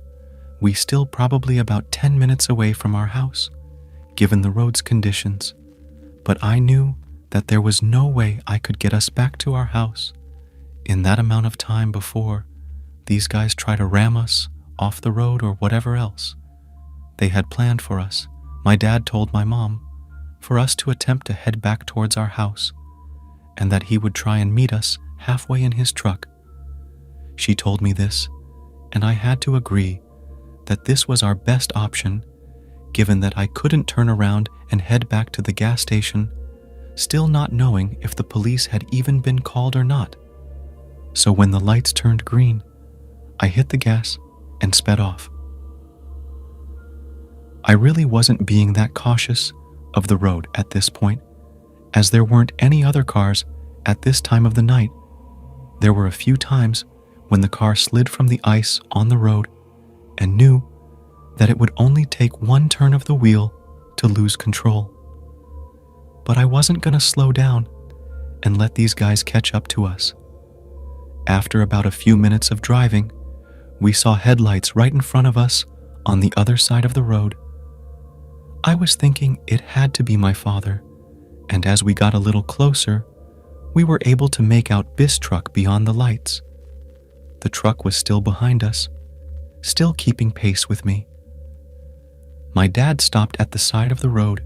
I started to slow down and pulled off to the side of the road with the truck still following us.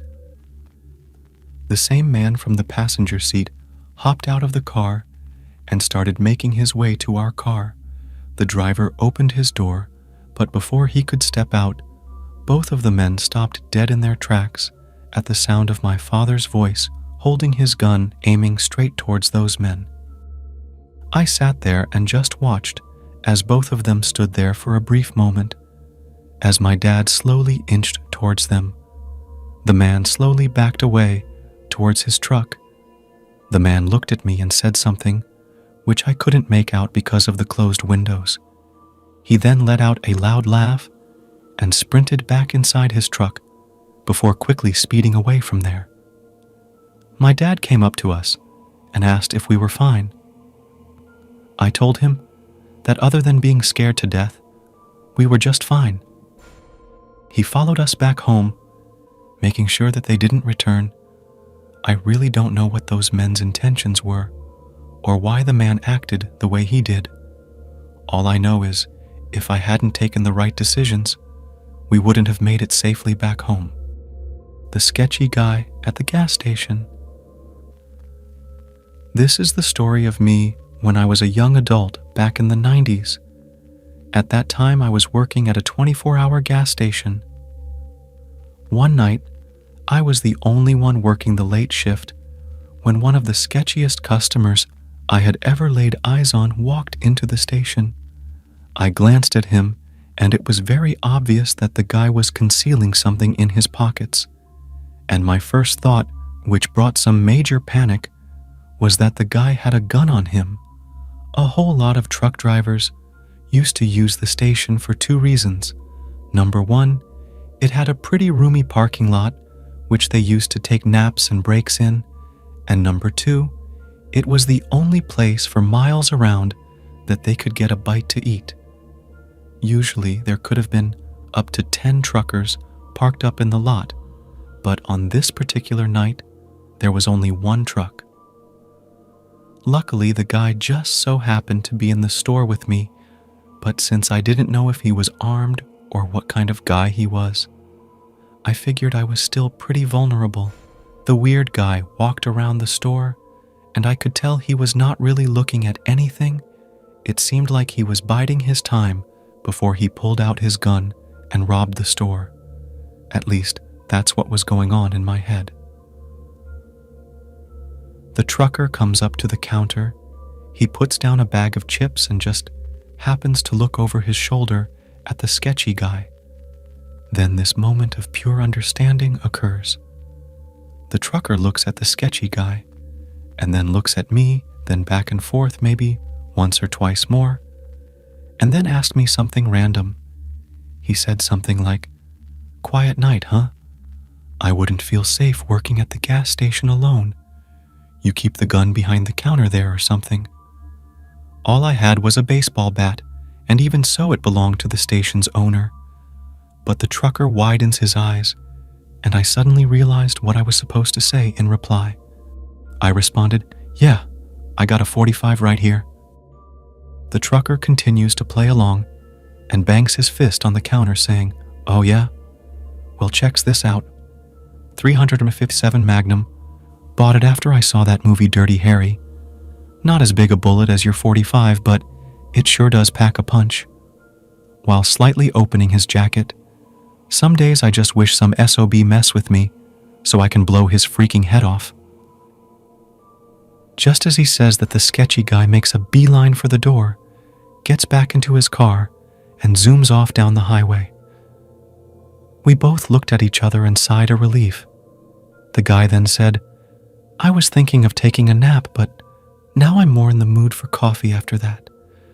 I called the cops after that, and the guy spent the entire rest of his break hanging around the store, making conversations with me until the cops showed up. I always thought guardian angels were real, but I never thought my guardian angel would be a middle-aged hairy truck driver who smelled like he hadn't showered in 3 days. The cops came, and I filed a report, and the trucker confirmed the story too, backing me up, and we told them about him probably being armed with a gun. Right in the middle of talking, their radios started buzzing, and they ran out of the store and got into their patrol car and drove off with their lights and sirens on. The trucker responds, "Hope our friend and his gun didn't find the trouble they were looking for." Only they had. The next day, I read in the newspaper, the very same guy, based on the description in the paper, had walked into another gas station 10 miles down the highway. But unlike me, the clerk in that station hadn't been so lucky. He tried to resist the robbery and ended up paying for his life and got killed behind his own counter. Gas station horror. This happened to me 25 years ago. I had just dropped out of college and was looking to stretch my legs and get a job. Well, that turned out to be much harder than I expected. As a college dropout, I knew I wasn't going to find much. However, I managed to get a job at a gas station that was right beside the highway on Route 15. It was very far away from really anything, and the closest town was 20 miles away. The owner was quiet and kept to himself. The place was a dump and the pay was quite less. One night, when the owner had just left, leaving me in charge of the night shift, I was all by myself sitting behind the register. It was quite chilly considering it was in August. I even had goosebumps. The night was quiet, peaceful, you may say. However, fog covered that one road that led to nowhere, and there wasn't a car in sight. I was just about to close up for the night when a man entered the store, which wasn't very odd, seeing as I had gotten a few customers that night. The only thing that seemed out of the ordinary to me was that I never saw a car parked in the parking lot. One would have to walk 20 miles. But there was an abandoned building that was close to the station. I brushed it off, thinking he had taken shelter there and needed a drink. I told him that the station was closing soon, but he just stood there looking at the cigarettes on the counter, which seemed odd to me because he was rather an old gentleman, and I wouldn't expect someone like that to continue smoking even if he did in his prime. I asked if he wanted some, and he just nodded. Yes, and I handed him a pack of cigarettes. I asked again if that was all, but he didn't respond and continued to stare in my direction. To be honest, I was a little creeped out, but I didn't say anything. However, instead of paying, he turned around and started walking towards the door. I tried to gather his attention, but he didn't respond to me. He opened the door to go outside, and I followed him from behind. I felt a chill when I did. He began to walk towards the street, but I didn't go after him. The reason I didn't follow him was because a car was coming his way. I yelled out, "One more time, sir, look out." But he continued walking slower than before, and then stopped right in the middle of the road. He turned around and looked right at me. He slowly put out his hand, with the car coming closer and closer towards him. He then pointed his finger at me. I had no time to react to that, because a few seconds later, the car sped up and rammed him down. I closed my eyes tightly, thinking I had just witnessed an accident. I opened them after a few seconds, expecting the old man in front of me, but no one was there. In fact, I didn't even see any car in the distance. All that remained was a pack of cigarettes that sat there on the streets, which spooked me right out, and I couldn't believe what I had just witnessed. My hands became cold and sweaty. It was pure terror I had felt that night. I knew no one would believe my story, so I closed up the station and went home. I slept with the lights on that night, and in the middle of the night, around 12, I believe, I got a call from the owner's son. He told me that the owner of the gas station had passed away. I thought that was very unfortunate, as he was rather nice to me. However, I would never forget these words. He told me that the owner had died in a car accident. Some random pedestrian walked in front of his car on the highway, causing him to swerve into the ditch. The owner's son took possession of the station and decided to close it down. I eventually went back to New York and continued my studies, and a few years later became a psychiatrist. I have never spoken of that day since it occurred, and I don't think I ever will. I almost got killed at a gas station. When I was about 14 years old, Mai and I took a road trip to Nevada to visit my uncle. It was already dark outside. As we were driving along the dark road, we spotted a gas station up ahead and decided to stop there. When we made it to the gas station, he asked me to go pay for the gas and get some snacks that I wanted. I agreed and stepped out of the car with a few bucks. As I got out, I could feel it was quiet around. It was pretty weird, but we were in the middle of the road now, so I guess it was not that of a weird thing. I entered the building and went up to the counter. There was a man behind it staring at me as I approached him.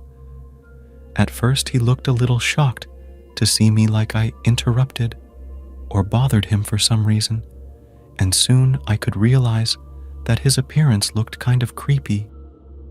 He was a skinny man with black greasy hair and worn-out clothing.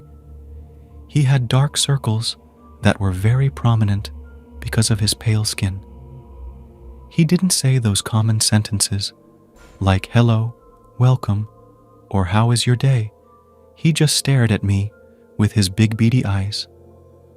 I picked up some snacks, put the money on the slid, and just waited for him to take it. Then he started laughing and said, "Hey kid, you know what? I'm not the one who works here." I didn't get what he was talking about. I slowly gazed behind the counter, and then I saw a body lying down there. I was absolutely in shock, and I was positive that he must have noticed it, because it was the exact moment he stopped laughing. I screamed at the top of my lungs and sprinted towards the door. He turned the corner of the counter and started to follow my back. I was much quicker than him, and when my dad saw me come running towards him, but he couldn't ask what happened, as he saw the man chasing me, he must have figured out, and we both got inside our car and locked the car. He started banging on the car's door and yelled, "Let me in."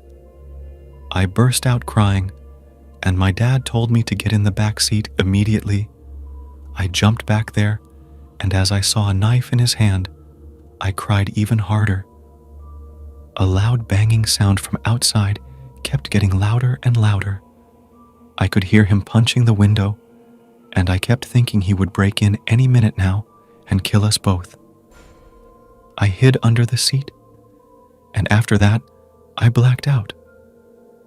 When I woke up again, I could see the police lights were everywhere. I got outside the car and saw my dad talking to the police officer. Unfortunately, the man escaped when he heard the police sirens approaching.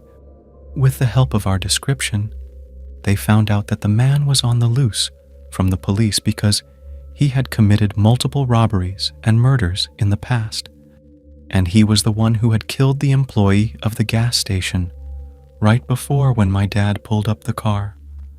After that, we made it to my uncle's place, but I never went on long road trips again. I witnessed a murder. My name is Kenneth. I am 23 years old, and I love to visit different places around my country. As I live in the south of Belgium, I decided to go north around 600 kilometers away from me. It was around 3 p.m. when I started my journey, and I was still on my way. When it was 7, it was the winter season, so it got dark fast.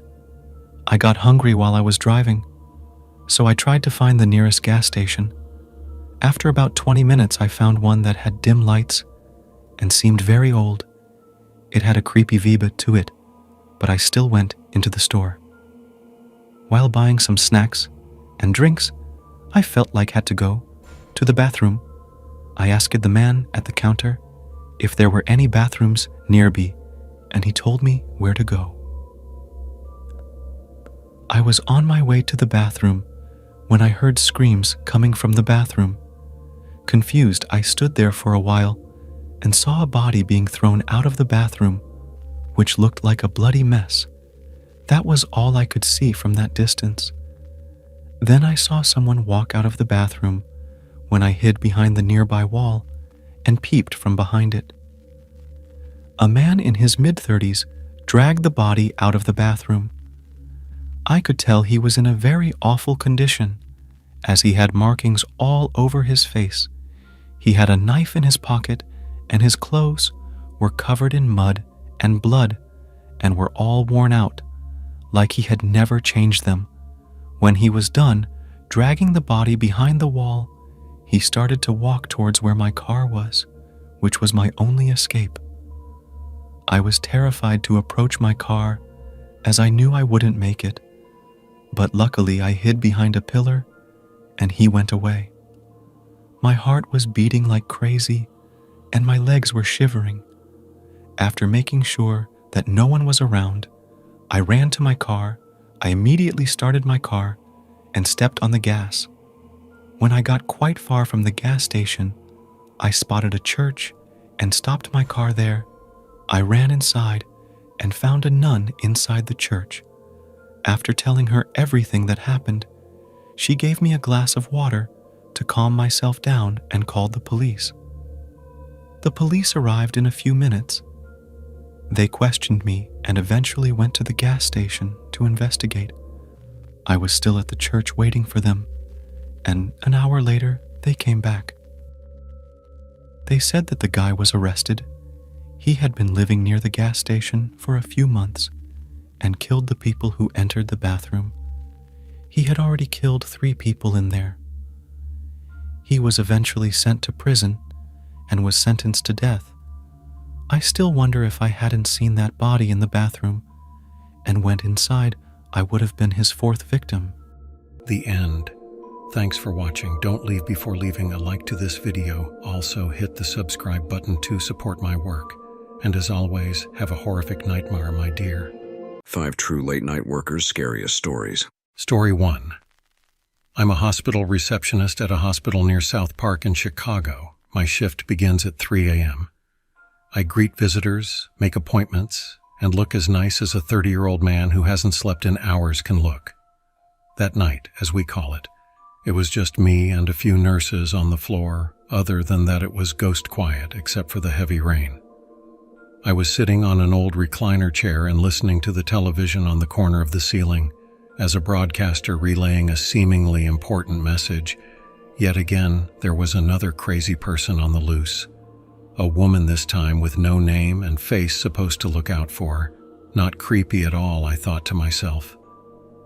I focused back on my desk and continued working, but was still listening to the news anchor as she continued to warn people about that woman. Apparently, she was walking around and asking people very bizarre questions, and everyone was asked to immediately call 911 if encountered anyone suspicious. The news was quite odd, but I wasn't sure if anything could scare me anymore. Working here at the hospital, I thought I had seen it all. I had seen people come in with severed arms, legs, and fingers, people who met terrible accidents, and much more. I got used to it. My head was practically sunk into my desk as I filled out paperwork. That's when I heard something very subtle. I heard it coming from the front door, the automatic doors opening and closing, slamming each other a few times.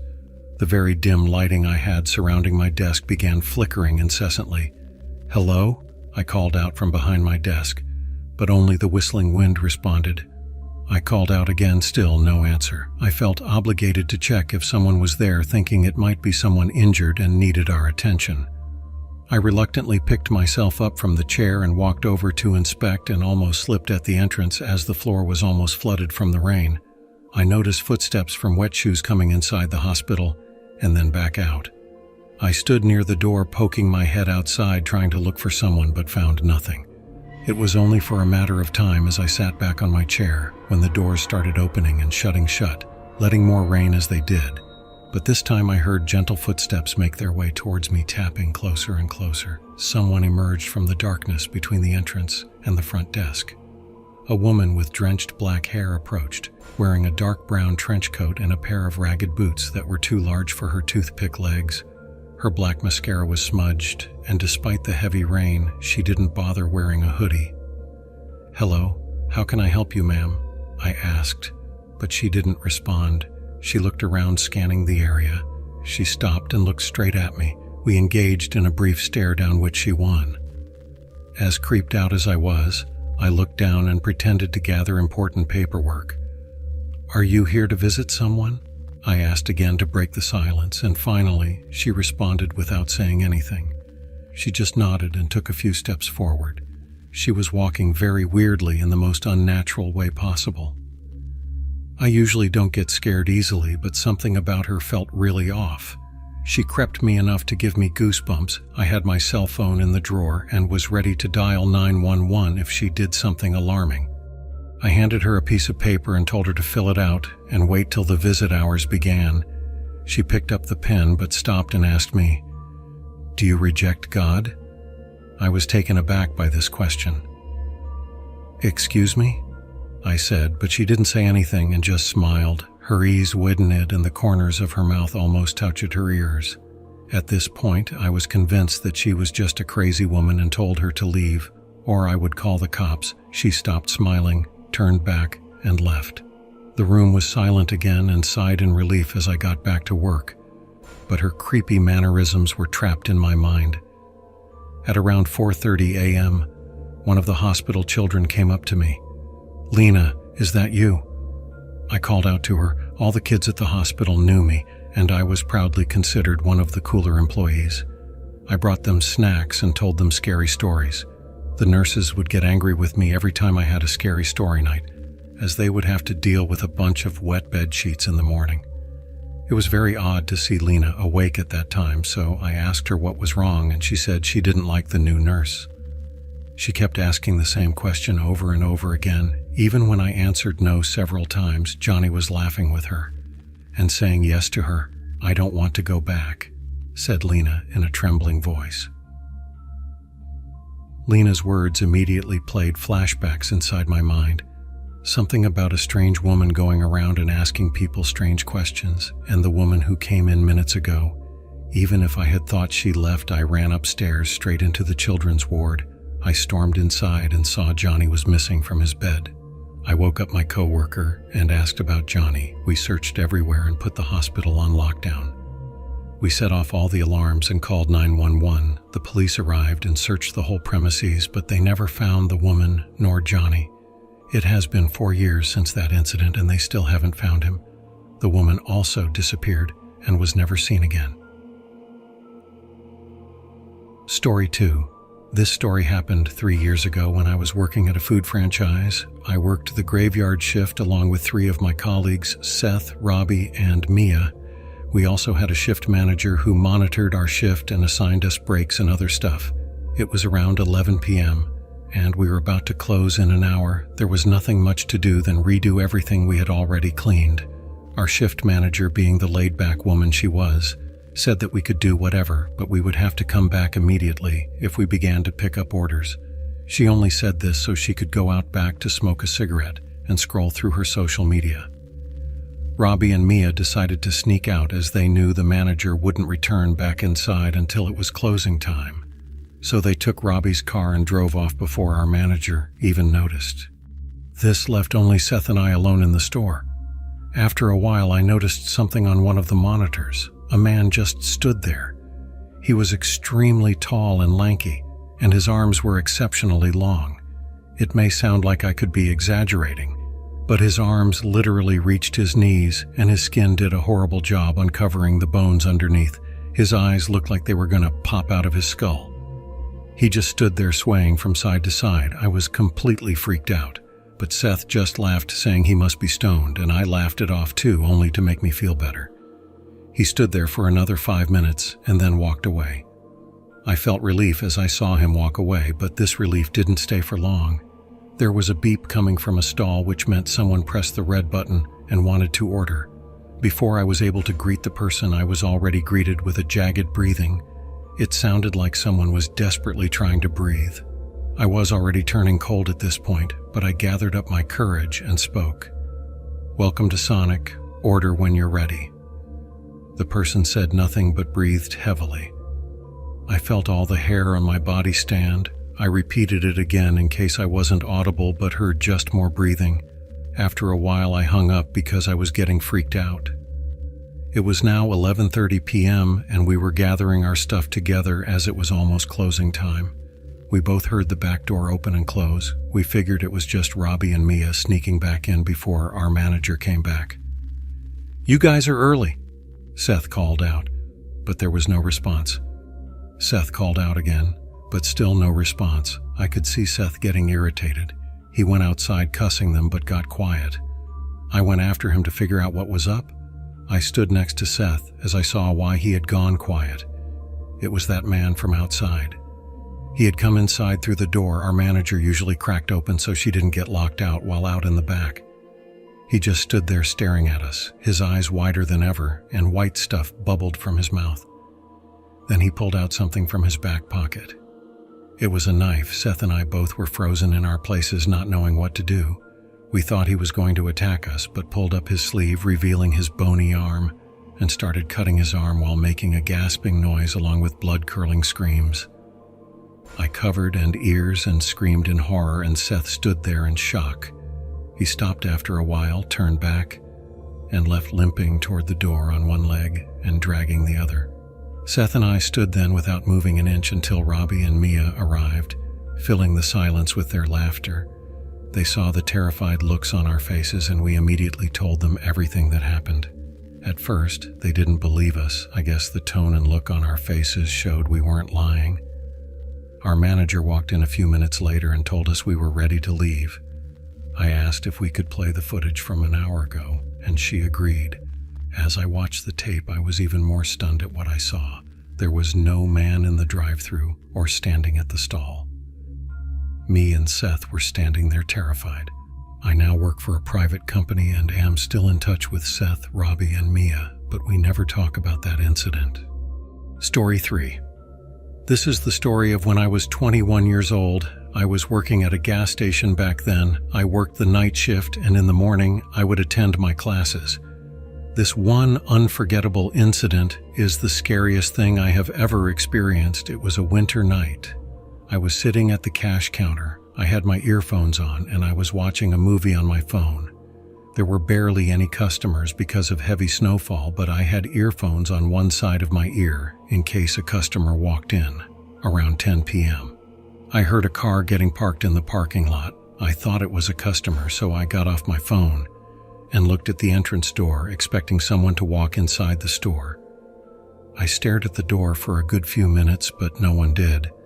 I figured they just needed some gas, and so I put my earphones back on. It was now 10:30 p.m., but I didn't hear any car leave. I got curious, and as I was about to go outside to inspect, a man who looked to be in his late 20s walked in. He had curly, shabby hair and had very prominent eye bags, as if he hasn't had any sleep for the past few days. He only had one jacket on, which was weird, considering it was a cold night, and the jacket seemed too big for him. He came up to me and said that he was heading south to see his family for the holidays, but stopped because of the snow on the roads. He smiled as he said that, and I could see his yellow teeth piercing through as he spoke. I was concerned he would ask for a freebie, as this man almost looked homeless, but he went on and grabbed some snacks, put them on the counter, and gave the money. I thought nothing of it, and as he was walking out of the store, he stopped and turned and asked where the washroom was. I told him it was right at the back of the store. He then left. I had a weird feeling about that guy. I don't know if it was a gut feeling, but I decided to follow him. I stood near the door as I watched him go back to his car. After putting his stuff inside, he looked around and opened his trunk. I wasn't able to see properly because of the snow and the way he parked the car. He closed the trunk and walked towards the washroom, but it looked like he was dragging something. I dialed 911 just to be safe and told them there was a suspicious man lurking near the store. That's when I heard a muffled scream that sounded like a woman's voice. Now my heart was beating like crazy. Many questions were running through my mind. Who was this man? What was he doing? I knew I heard a woman scream.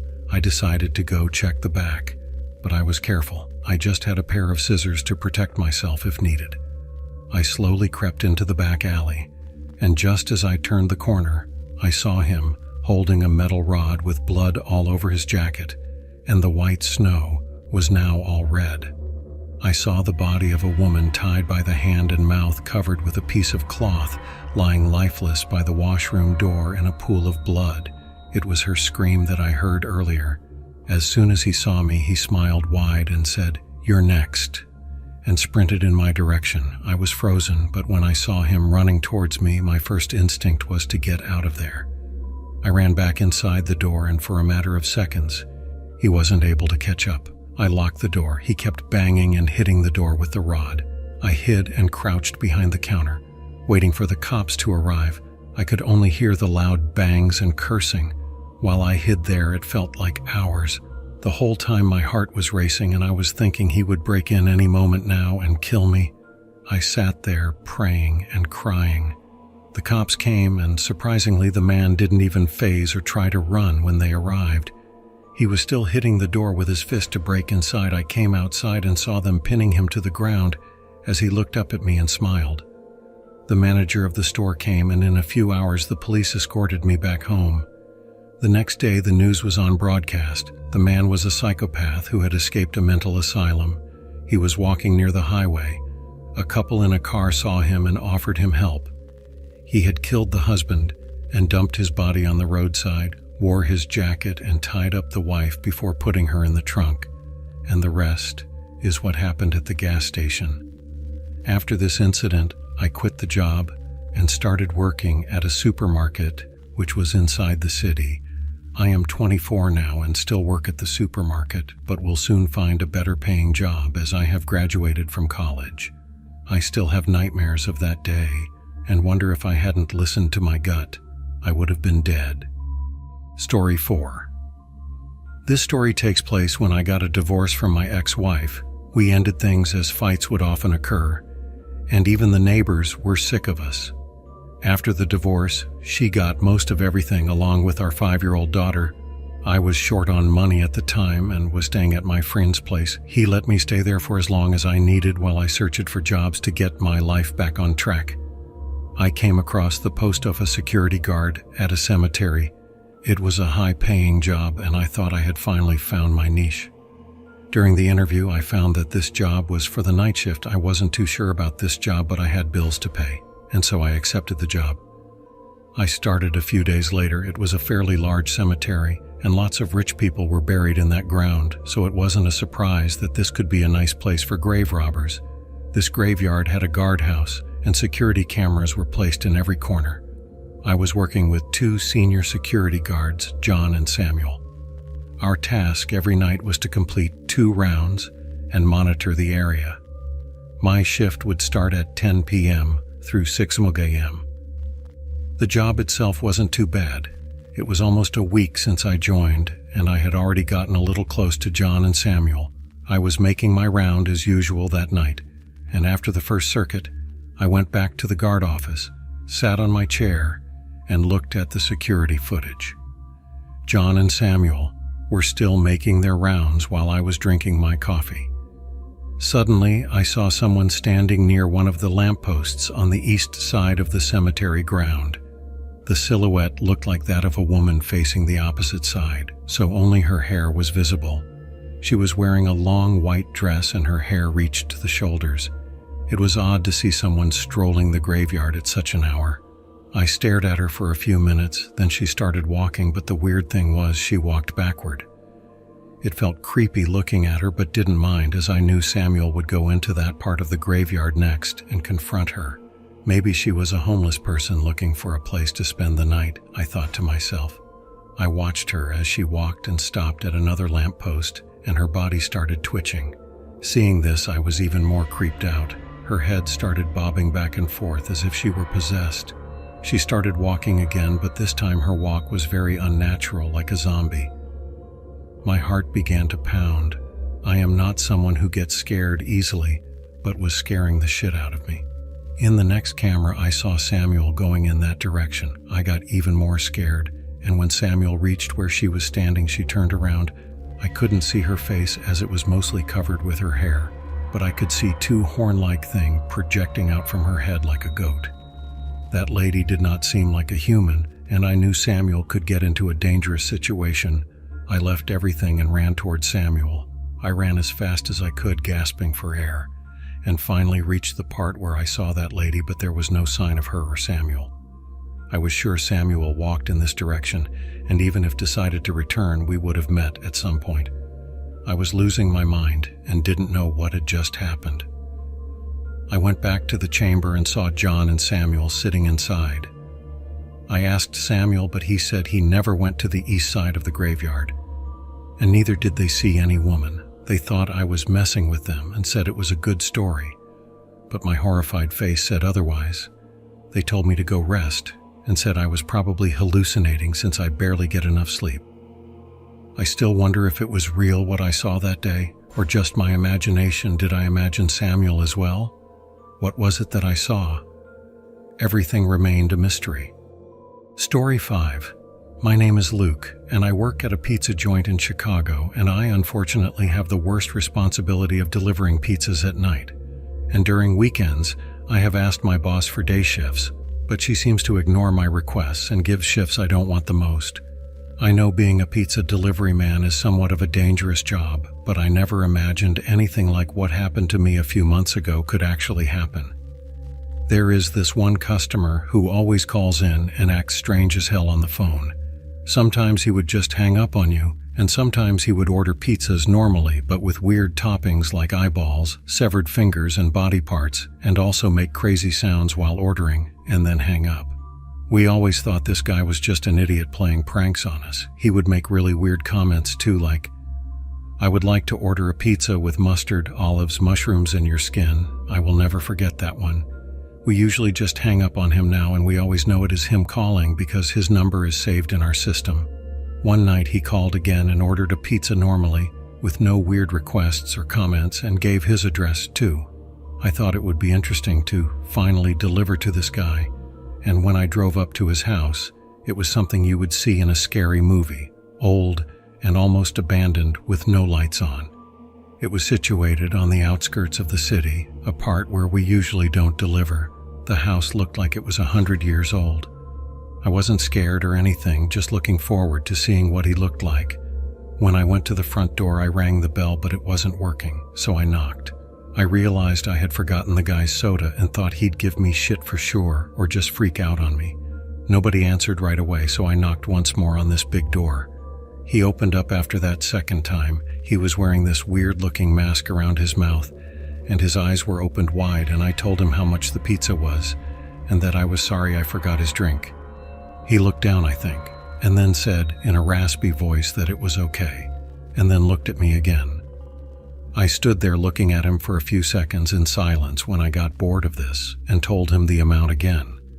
He said okay, and then he asked me if anyone ever attacked me before, to which I replied no, and if they did, they would be sorry. He then took off his mask and revealed his face completely.